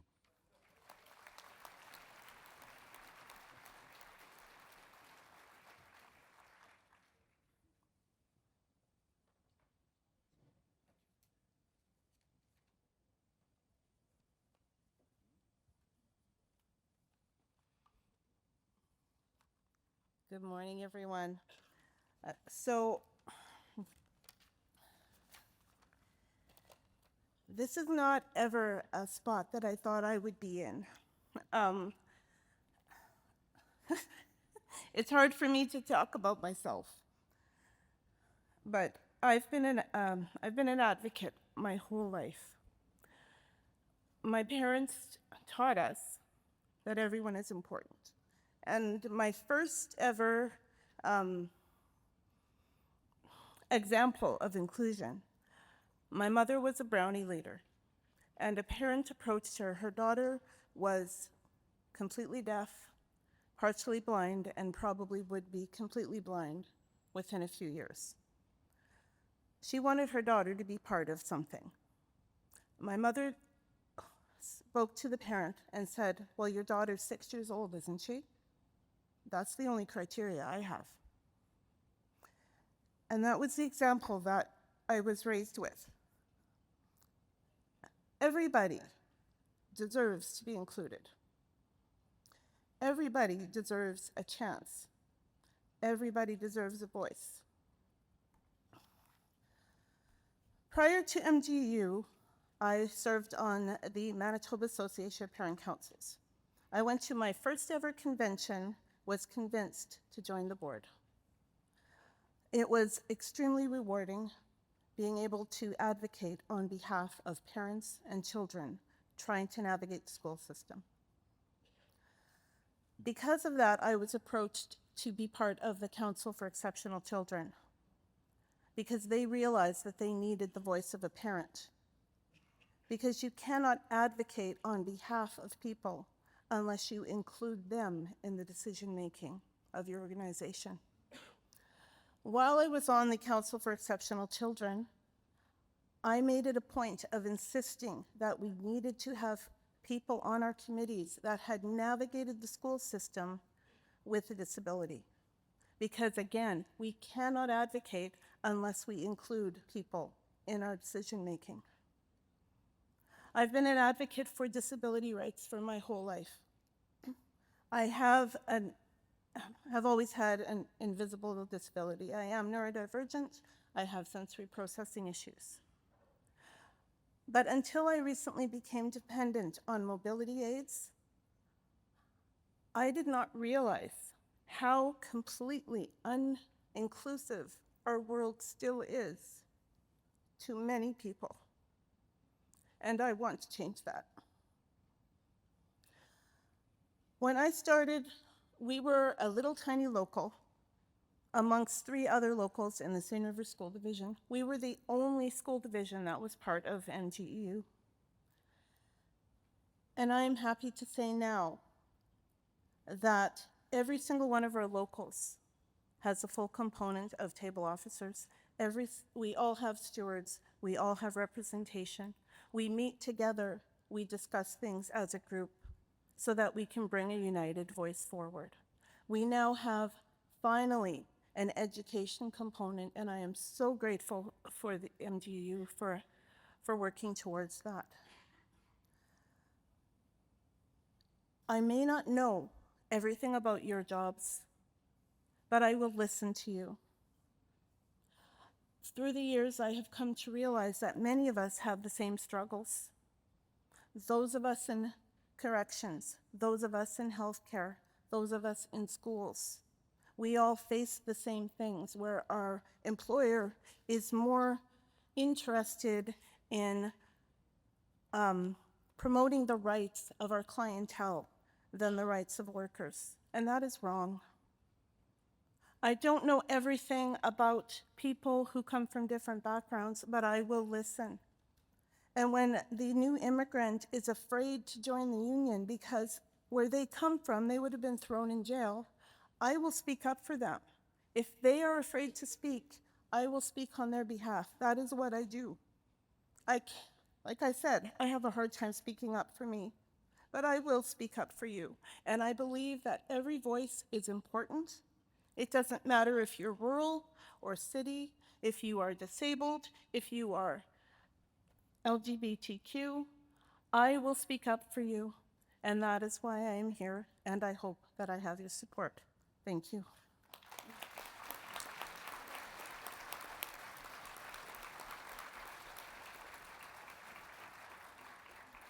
Thank you, candidates and nominators. I'll invite you to take your seats.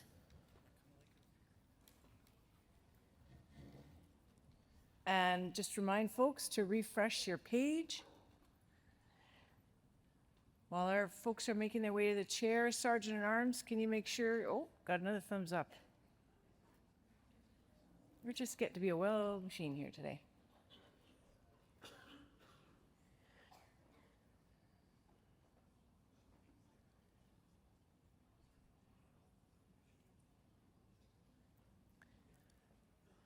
Okay, I think.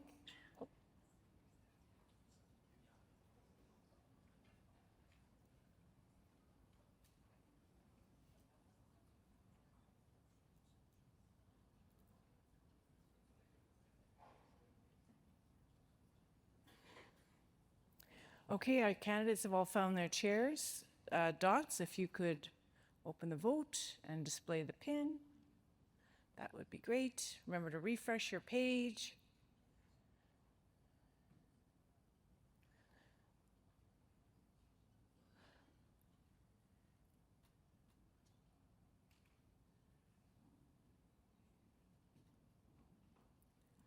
I don't see any hands up.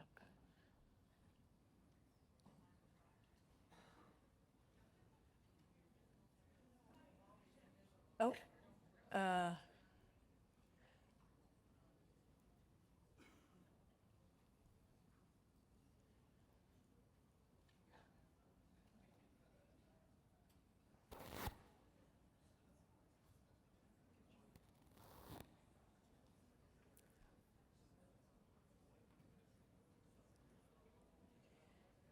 nobody having any difficulty?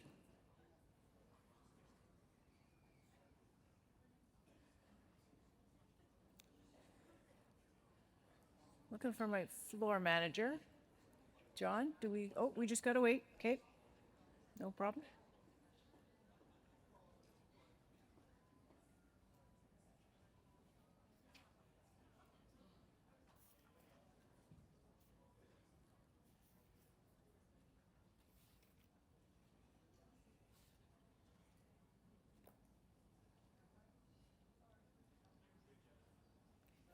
Okay, it looks like there's no hands up and everybody's good to go.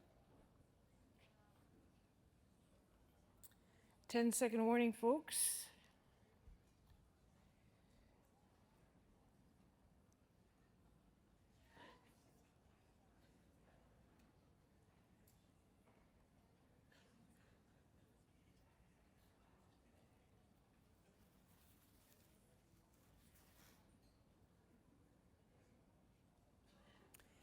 Okay, the ballots are in. Jordan Labar, 171. Annette Liss, 92. Congratulations, Jordan.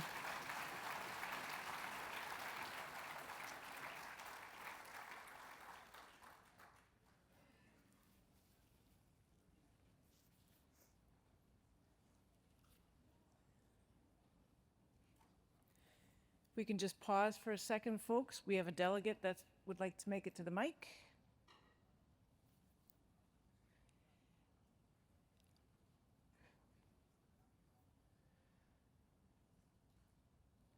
Recognize the delegate at Con Mic 2. I would like to give my votes to Jordan and thank her for the opportunity to run against her and make it unanimous. Thank you. Thank you, Annette.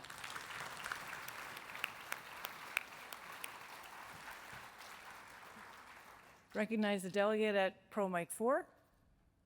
Just wanted to say thank you to all the delegates, and I'm extremely excited to see what we can accomplish in the next 2 years. Congratulations, Jordan. You're our fourth vice president. Okay, and in days gone by, I would look for a motion to destroy the ballots, but of course, there are no paper ballots at this time. I want to reassure delegates that the legal contract we have with DOTS, with Data on the Spot, explicitly prohibits them from sharing any information about how delegates voted other than the vote totals with anyone at the MGEU. And with that, I will invite us to take a break for 15 minutes. So back in the hall for 11:10, please. Thank you, everybody. I know, Okay, folks, we're going to come back to order.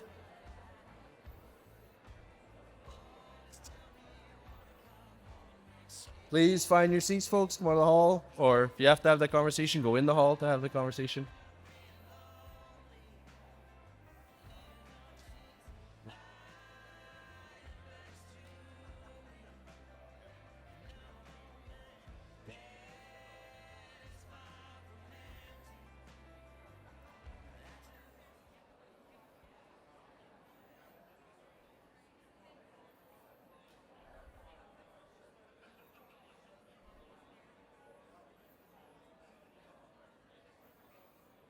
Okay, folks, we're going to get started. I want to say thank you all for participating in democracy. That was awesome. It was great speeches by everyone, great speakers. I think we should give all the candidates a big round of applause for everyone here. I think that's important.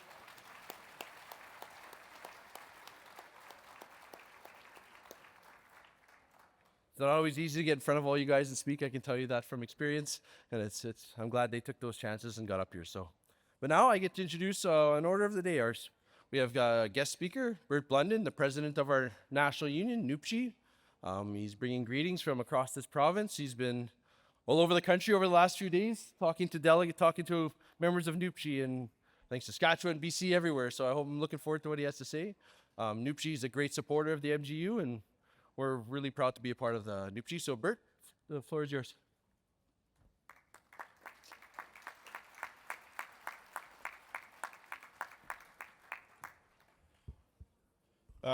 Thank you for the kind welcome. Let me be the first to congratulate all the candidates that offered themselves for election. And let me say there are no winners and losers in this room. It's our solidarity that makes us strong. And it's a solidarity with other unions, both inside NUPCI and around the country, that makes our labor movement able to fight back against many negative agendas.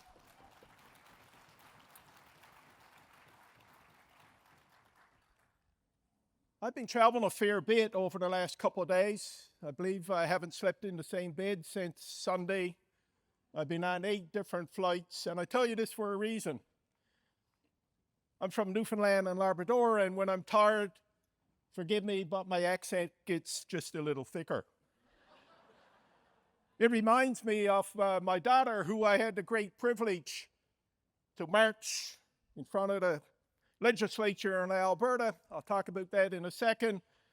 She being an English teacher. I spoke to about 1,200 delegates at a convention in Alberta a couple of years ago, and I noted that my daughter was an English teacher in Calgary. I said, never in my wildest dreams did I ever think that my daughter would be out here teaching Calgarians proper English. But look, seriously, I bring greetings from 450,000 members of NUPCI, our National Executive Board, our 13 component unions, including yours. But I also want to bring special greetings from MGEU, our component out of British Columbia, who currently has over 35,000 people on strike, facing an employer like you have, many times fighting for better wages and better benefits. I also want to bring special greetings from OPSU, another component whose members spent 5 weeks on a picket line fighting to protect public education, and have another 135,000 members at the bargaining table. I also want to note Health Science Association of Alberta, whose members recently turned down a tentative agreement because they decided that it's time that all workers receive recognition and not just certain segments like doctors and RNs. All workers are important. All workers deserve good collective agreements, good wages, and good working conditions. And I spoke about our early special greetings from my daughter and the 52,000 striking workers, teachers in Alberta who are now being faced with the potential back-to-work legislation. My friends, it's indicative. All those strikes, and I could go on, postal workers, QP workers. It's indicative of how members are feeling from coast to coast to coast. Members are fed up with the affordability crisis. They're fed up with governments who don't put people first. They're fed up with privatization and continuously contracting out of jobs. They're fed up with not being able to afford rent, provide their kids with things that's important. They're fed up with working short in offices and hospitals throughout the country. And I'd say to your union, MGEU, you were a great inspiration. You were the first ones on picket lines to face down government's austerity agendas, and you've been an inspiration to all those unions that I mentioned who are now on strike.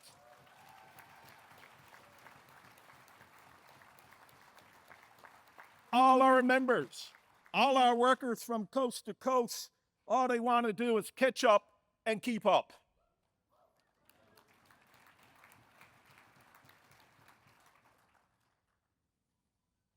You know, members were promised during COVID that things would get better, we'd build back better, but we haven't seen things get much better. Inflation roared after COVID, and credit to your union, you faced that challenge. But you know, inflation, even though headline numbers are still below 3%, important issues to families like housing and rent and groceries exceed that 3% inflation rate. And as we speak, all across this country, education is under attack. Not simply because it's blamed on changes to policy and temporary foreign students. Well, what's really underlying the challenge now in our education system, post-education system, is a lack of government funding for decades and relying upon other sources that now no longer exist. And that was part of the strike in OPSU, trying to bring attention to public education that was being eroded, and programs, vital programs, to public sector workers, healthcare, as we've challenged with retention and recruitment issues. But I could go on about all public services, the challenges in hospitals, challenges in healthcare. But let me talk a little bit about the notwithstanding clause and its impact upon our ability to bargain. I noted that teachers in Alberta are now facing back-to-work legislation and the possibility of government using the notwithstanding clause. The notwithstanding clause contains sections that cover fundamental freedoms, legal rights, and equity rights. And if we permit governments to use the notwithstanding clause to take away rights instead of creating rights, we're all in danger. Your next door neighbor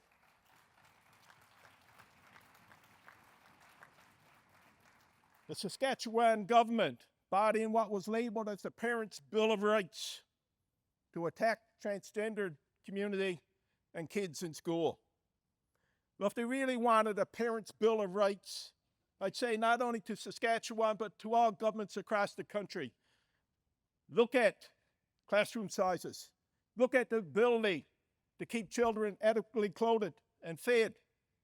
Deal with the opioid crisis that has spread across our nation. That's where the real Bill of Rights should be, looking after kids, not attacking and undermining fundamental rights by overriding the Charter of Rights and Freedoms.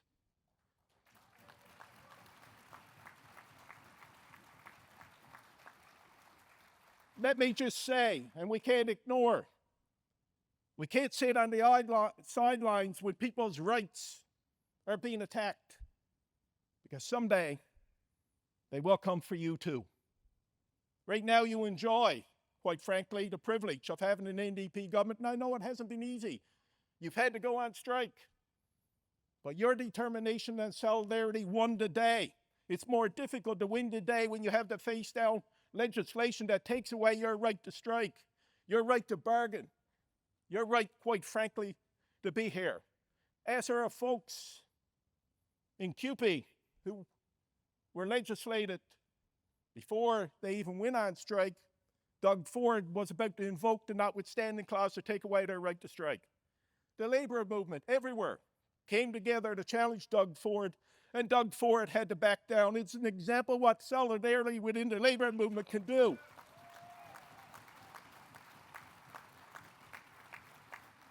And now, as we face the same threat in Alberta, we cannot let it go unchallenged. I was proud to be in Edmonton with the 50 or 2,000 members of teachers, about 30,000 in front of the legislature protesting.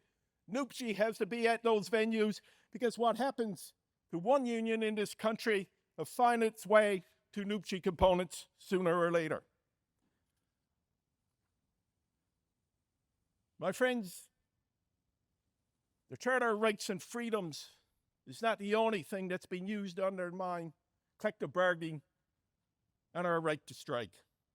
We only have to look at postal workers, where the federal government used an arcade provision under the labor code to force them back to work without any settlement mechanism, only 6 months later to have to go on strike again.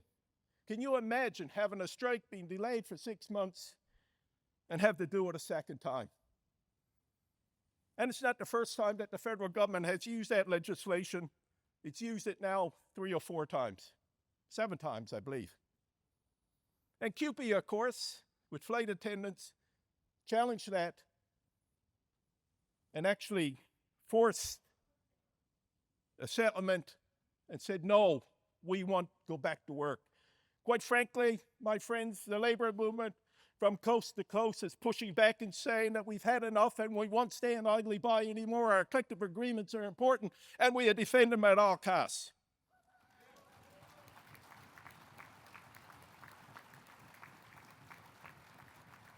And in other provinces, unfortunately, they're using essential employees legislation to frustrate collective bargaining and undermine people's rights. And the list goes on. But there are other threats out there too. One notably, I would argue, artificial intelligence. When I look at the war in Ukraine, and I remembered that when the war started, John Deere turned off all the farm tractors in Crimea from God knows where. And I think about the fight that we're having with the US. Supposing all the source codes held in the US were used to attack Canada, the impact of turning, just that one instance of turning off all the farmers' equipment here in Manitoba would be disastrous. We don't need necessarily bombs for war anymore. Quite frankly, artificial intelligence is the next threat and the next Cold War, I would suggest. But it goes a little deeper than that. Artificial intelligence is being promoted as a way to assist you in your jobs. Quite frankly, the reverse is happening. You're now being used, or will be used in some cases, to assist AI. And what that means is a reduction in jobs in the workplace. And if you think I'm being alarmist, ask NAPE, my home union in Newfoundland, where 200 people now have gotten notice that their services will no longer be needed in dictation and transcribing because of artificial intelligence. And I can go on with lists of examples. But there's also a connection with the climate crisis as far as artificial intelligence is concerned. Google has just contracted to build a data center somewhere in the US. So the US, quite frankly, a whole lot of source codes for everything. There's issues of privacy. And again, the list goes on.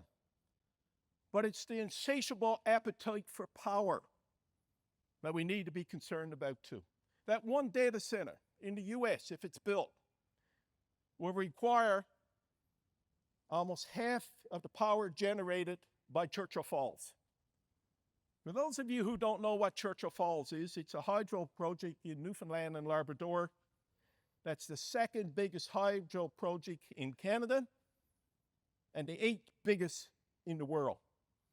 People tell me it's the oil and gas industry that's greenwashing climate change and leading the President of the United States to deny climate change and pull out of the Paris Accord. But there's much greater forces at play here with AI and quite frankly throughout the economy, and it rests with the 6 richest people in the world, the Jeff Bezos of the world, and Elon Musk. I don't know with my Newfoundland accent if I pronounced their names right or wrong, but you know, in my world, they're a bit of an arsehole too, especially Elon Musk. But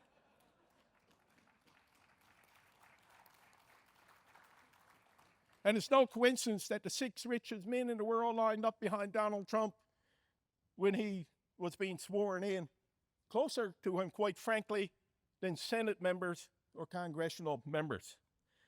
It's quite telling, and it's going to have a huge impact upon climate and our jobs. This year was the second highest number of fires in Canada, only exceeded by last year. This year, my province lost communities and hundreds of homes. We can't ignore the crisis, and quite frankly, we can never develop enough energy or clean energy to deal with the artificial intelligence data centers that now are being contemplated. And before I leave, because I know you're pressed for time, and I see a minute and 25 seconds left. Hopefully they don't cut off the mics if I go a shade over. I'm not running for anything. But look, we're trying to deal with the federal budget too, where Mark Carney has decided that we're going to have an austerity budget, but an investment budget at the same time. Well, I know where austerity is going. It's coming for us. I don't know where investment is going, but I suggest it's going to multinational corporations and big business. And in all this discussion about nation building, all I've heard talk of in nation building is pipelines and bricks and mortar. But where's our nation builders that we need so desperately to provide us with nation building as far as healthcare infrastructure and people are concerned? Where's our nation building when it comes to public services and public infrastructure? Where's our nation building too when we consider the threat to our education system and privatization of all that I just mentioned? The greatest defense, quite frankly, that we have to pandemics, which was demonstrated during COVID, or to the threat from the United States wanting us to become the 51st state, is our public services.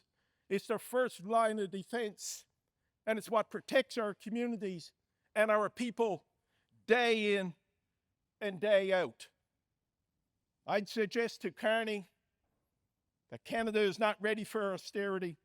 Canada is ready, yes, for nation building, but enshrined in nation building has to be the protection of public services, protection of health care, protection of education, and yes, the protection of the Charter of Rights and Freedoms, which the federal government has some responsibility to step up and help us protect.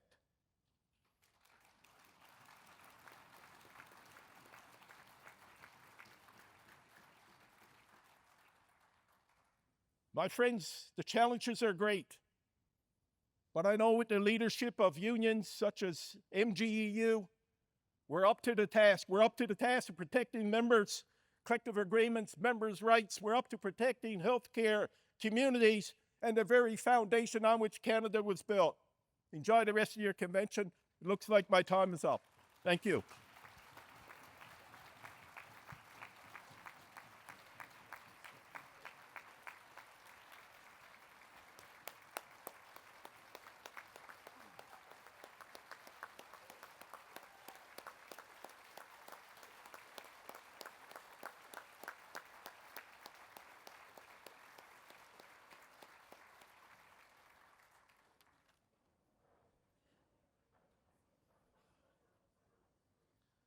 Never easy to follow up Bert, I can tell you that.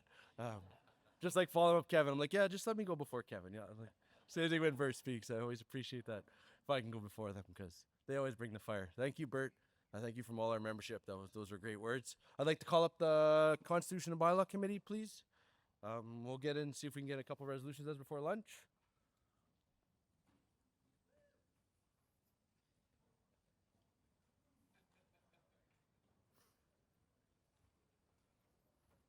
Oh, in the meantime, there's a winner from last night.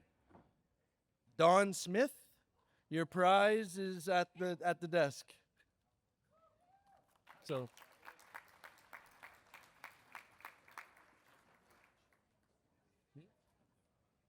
Yeah, yeah.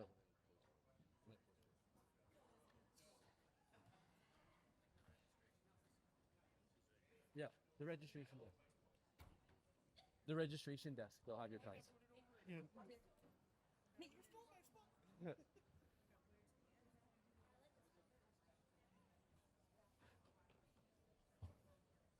I guess I should have mentioned the Jets this morning too. They pulled off another victory last night too, right?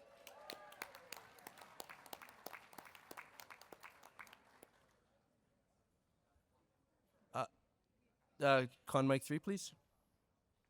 Hi there, Nicholas Leong, Local 47, Area 7. I just have a point of information. I'm just curious, given the disposition sheet from the 2023 convention, which is in the booklet, which shows that only 3 general resolutions were attended to because of time constraints.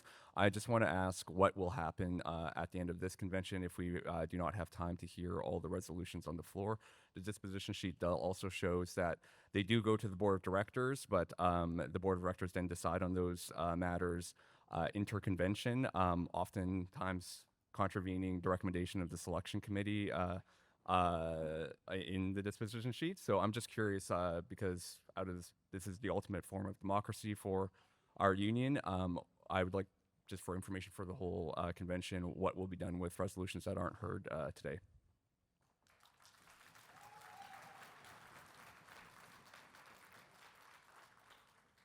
Resolutions that are not heard are normally referred. The floor does that. I don't have to say that. Referred to the board to dispense with, to process. We debate them at the board, and then they are actioned if they're passed or defeated, depending what they are. That's normally what happens, and so someone at some point will have to come to and refer those back to the board to be dealt with. The ones that don't make the floor, unfortunately.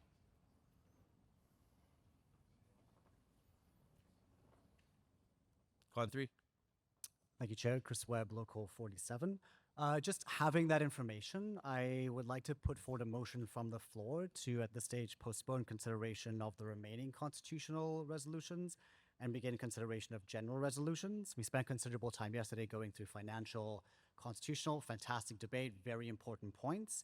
But we've got 50 general resolutions in that package coming from different areas, different locals. I think it would be prudent to begin hearing some of those resolutions.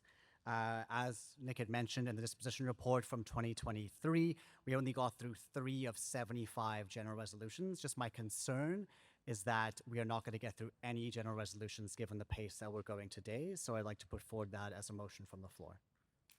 Can you get a seconder, please? I'll need a seconder before I can rule. I have a speaker pro what? Oh.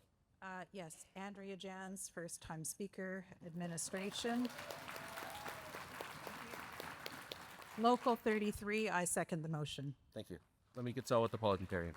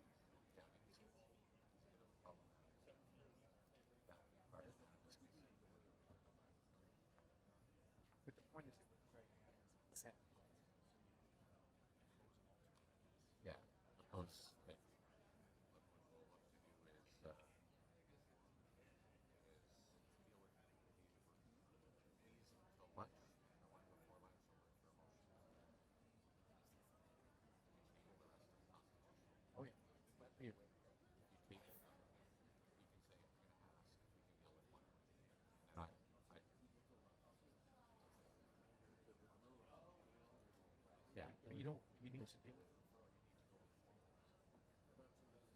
Yeah.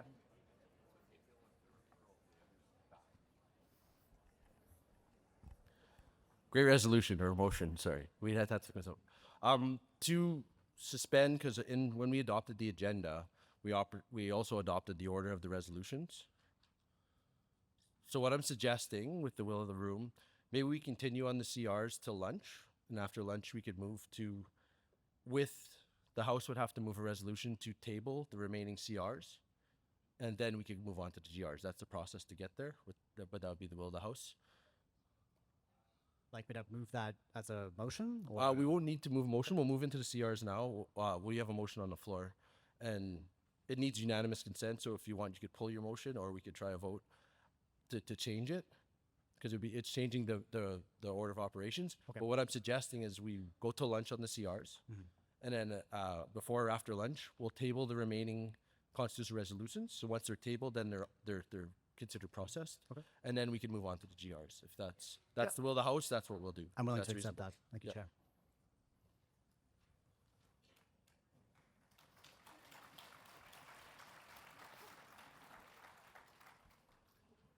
And I'll pass it back to the committee, and I think they're bringing back, right, the tabled resolution from yesterday first.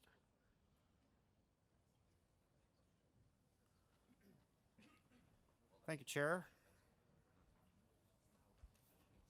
So we're going to set the Wayback Machine and take you back to CR11. I have some notes to read to you, both my committee, the Constitution and Bylaws Committee, and the remaining members, available members of the, I can never remember the full time. We'll go with Committee on Committees. Met to discuss how we could address your concerns. Here are the notes. So we're prepared to address the question of the referral by providing a clearer picture of how the proposed selection process would work, particularly with respect to the selection of the standing committee members. Having said that, it's our understanding that a member of the Committee on Committees would like to move an amendment to the resolution that will attempt to address the concerns raised by narrowing the scope of the proposed selection process. We're recommending that Convention consider this member's amendment, and once we've considered that and the arguments made yesterday during debate, we will change our recommendations on CRs 12, 13, and 14 from accept to reject.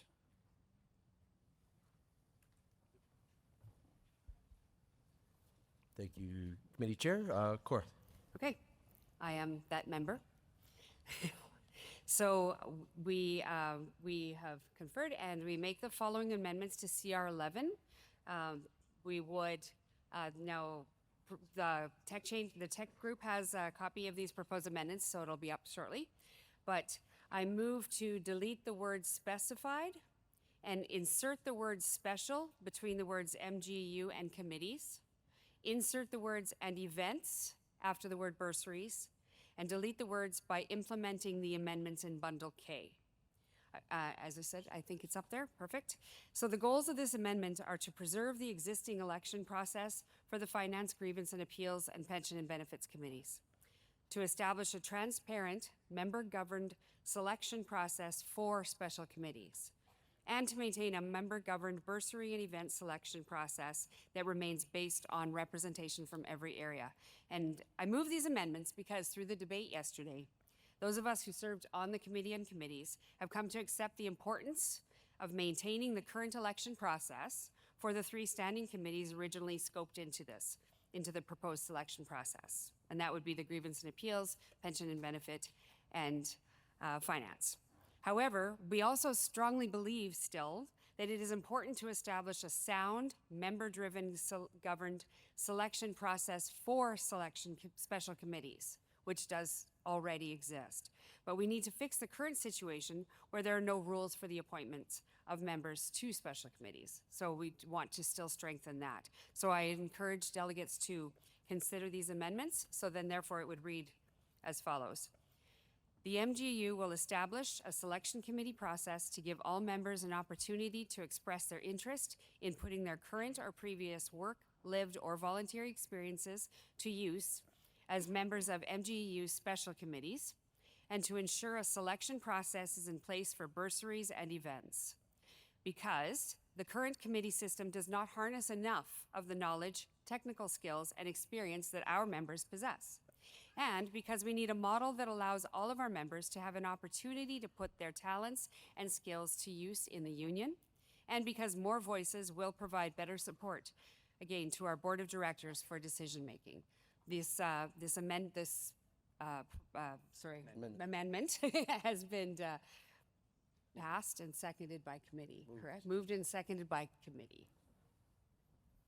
An amendment has been moved and seconded by the committee. I'm looking for any speakers at the mics. And we're speaking to the amendment.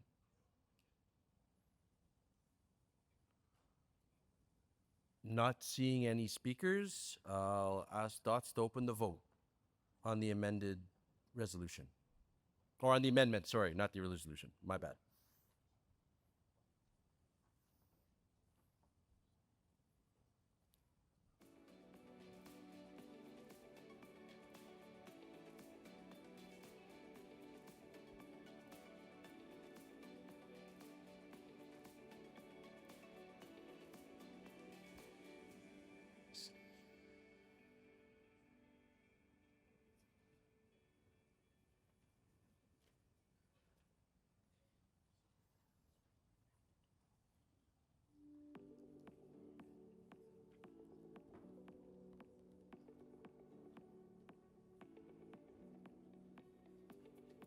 Five seconds remaining.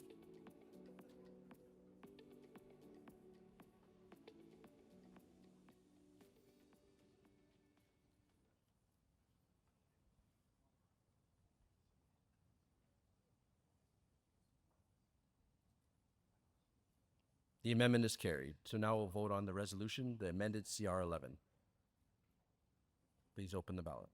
Well, oh, sorry, there might be debate. I should not cut you guys off. Sorry, my bad. So if someone wants to speak, I'll give them that opportunity. Con mic 3, please. Hello, Simon Pensato, Gullico Local 61. I really appreciate the amendments to this resolution. So what I had prepared to say is a little bit different now. But with this resolution and with several resolutions from yesterday, I do think that we're sidestepping a major problem that we have discussed yesterday and that I've seen on the shop floor. Especially as several speakers identified yesterday, we suffer from a desperate lack of engagement from the rank and file in this union. We heard from members that committee positions are often filled because one of the nominees brings out a crew of friends or because they're the only person running. We heard that some local executive positions are filled because one new person comes to a meeting and they can finally meet quorum. We've heard that for several locals, it is unreasonable to expect a 1% turnout to a meeting. This is something that I've seen firsthand in my very limited time in the union. When I told coworkers that I wanted to run for shop steward, 6 of them out of my 15-person shop were willing to. Sorry, but how does this pertain to this resolution? I'm okay, getting to I'll it. give you some leave, yeah, but I'm just saying getting it's. to it. I'm you'll get- new here. okay. I'll give you a bit of but- leave, but you got to yeah, bring it I'm back to the saying resolution, that, okay? yeah, okay. So, yeah, they were willing to attend their first local meeting to get me elected. When I opted to wait for a staff meeting so that everyone had a say, none of them turned out to the local meeting. As it is, I don't think this is a democratic union. If a provincial election happened and less than 1% of Manitobans showed up to vote, we would not accept the results of that election. I believe that our elected union activists are in this for the right reasons. From stewards to the president of the MGEU, we're here because we Delegate, care.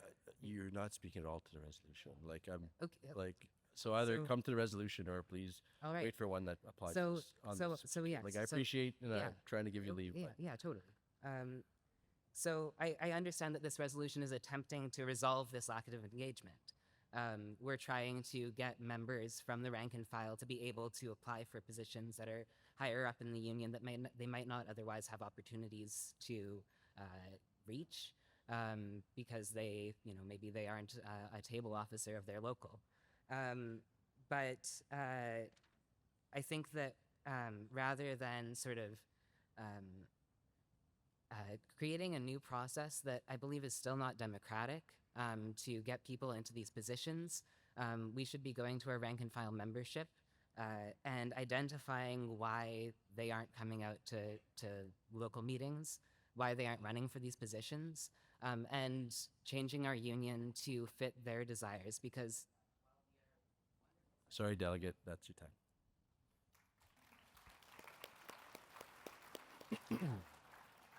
Pro Mike 4. I rise today in support of this resolution. I'm incredibly happy to hear that the committee has taken the insights and the debate from yesterday into specifically which the governance structures that would be affected by the proposed amendment to our constitution.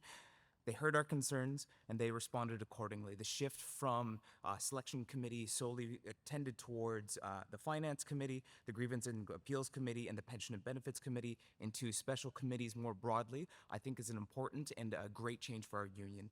It addresses our concerns about governance and moves it towards harnessing our members' abilities to special situations, to ad hoc committees, to more targeted organizations within our union where we can use the value that's present in this room and present not in this room, that's present with people on the shop floor.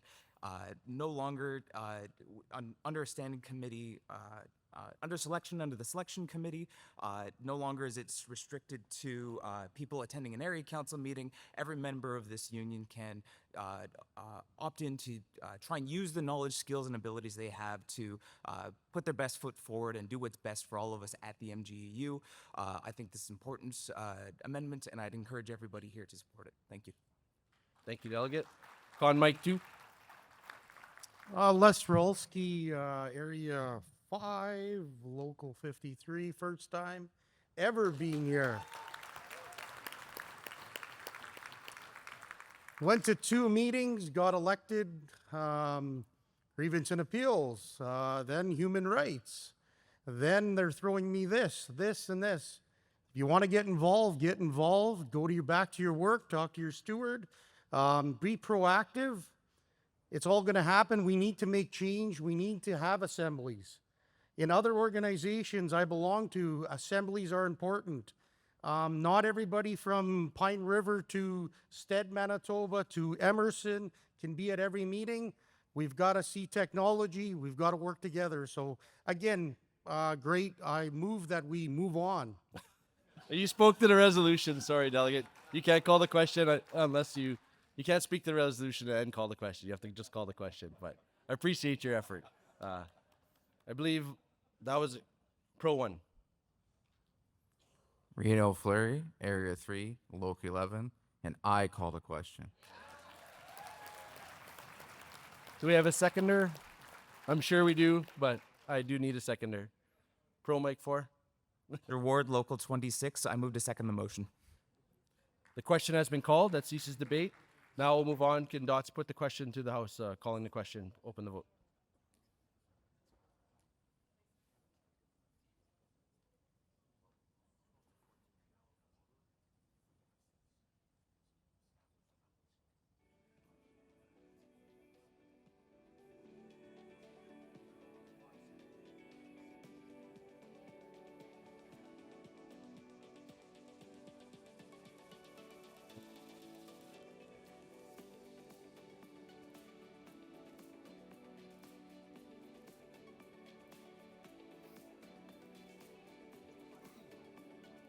Five seconds remaining.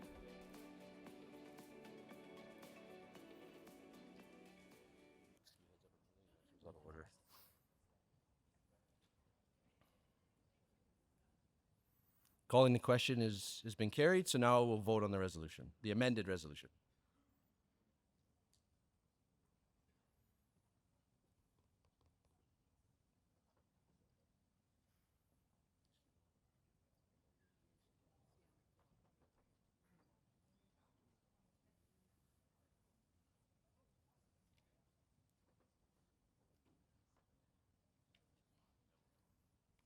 Ballots open.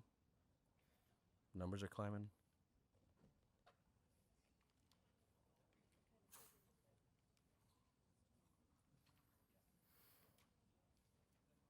Five seconds remaining.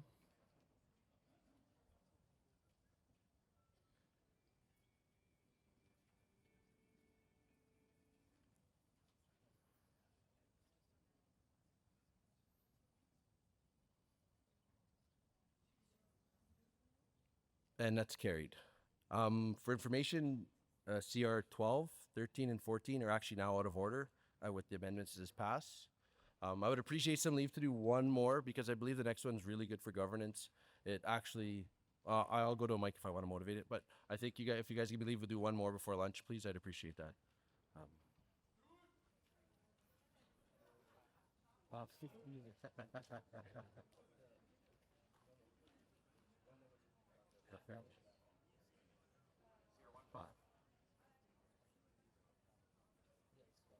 Yeah. Committee CR 15. Yeah. 15. This is for CR 15. Strengthen rules governing how special committees are established and appointed. The MGEU will strengthen the rules governing the use of special committees and apply the new selection committee process to seek out members for special committees with relevant experience in or training by making the amendments in Bundle O. Because special committees are a useful way to bring members' skills and experience to bear on shorter-term concerns or issues, and because currently there are no rules on the appointment of special committees like requirements for regional representation, written terms of reference, deliverables, or timelines. Submitted by the Board of Directors, the committee recommends acceptance, moved and seconded by committee. What? Okay. I don't know what's going on anymore. I'm going to moved and seconded by committee. Yeah. 50 plus 1. That's what he was. Yes. Okay, I get it now. Yes, this is a bylaw change, so it will require 50 plus 1 of the vote. I recognize the delegate on Pro Mic 1. Kyle Ross, MGU President. Thank you, Chair. See, I follow the rules too. If I want to motivate something, I come down here and talk like everybody else. So I really believe this is important. It's something really right now, these powers lie with the president and they're virtually unchecked. These puts these powers back with the board, back with convention, where we can do these things now in an appropriate way and ensure there's transparency and honesty when we're doing these things. I know myself, I'm not worried about those things. I really heed the board's guidance, but in the future that may not be there. So I think it's really important that we support something like this so we can bring more strong governance to our union to ensure we're doing things correctly and ensure we're doing things for the best interests of our membership. Thank you.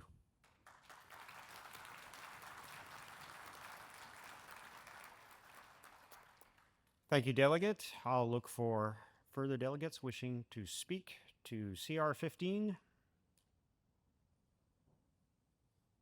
There are no voices in my head today. I see movement. Oh, sorry, point of information. I was trying to check on the dot system for CR11, the result again, just to confirm, because that was a constitutional amendment which requires 2/3 majority, and I think, I may have missed it. yeah, it seems that that was not 2/3, unless I'm mistaken. I wanted to confirm the percentage, but I couldn't. Give me a second and I'll double check. Or you.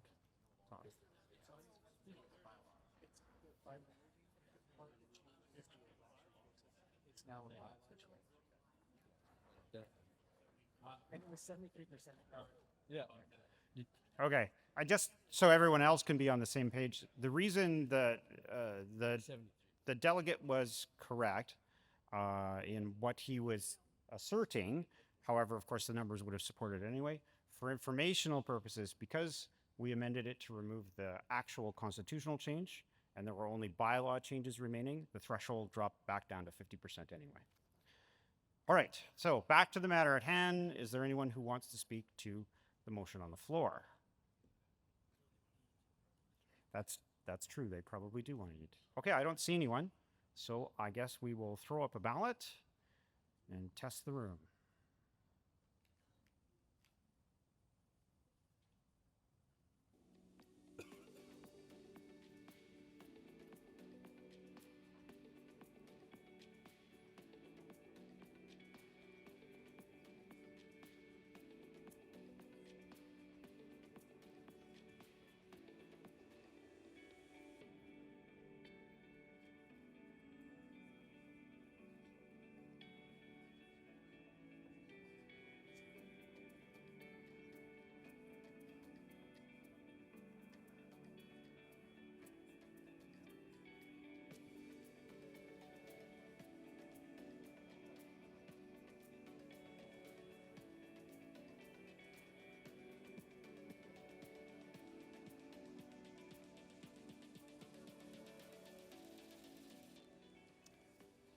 Time is running short. Please get your votes in.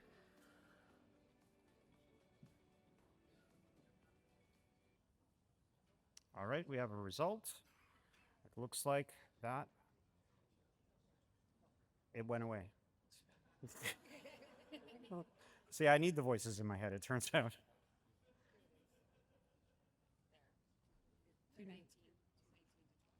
219 to 20, I believe that is carried. I will turn the chair back to our illustrious leader.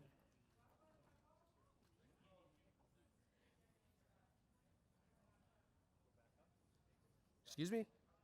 I hear yelling, but I don't know what's about. No, they're quiet for now. Waldorf and Statler back there are behaving, so. With that, I guess we'll break for lunch. I want to thank you guys for that great debate. We'll reconvene at 1. Please enjoy your lunch. Think about what you want to talk about in the afternoon. The GRs are likely coming up, so.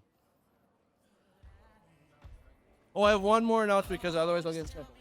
I'd like to recognize the folks that came in from out of province. We have other Nupshi components that are here, as well as Bert. We have Diane Ralph and Paula Kidd from SGEU.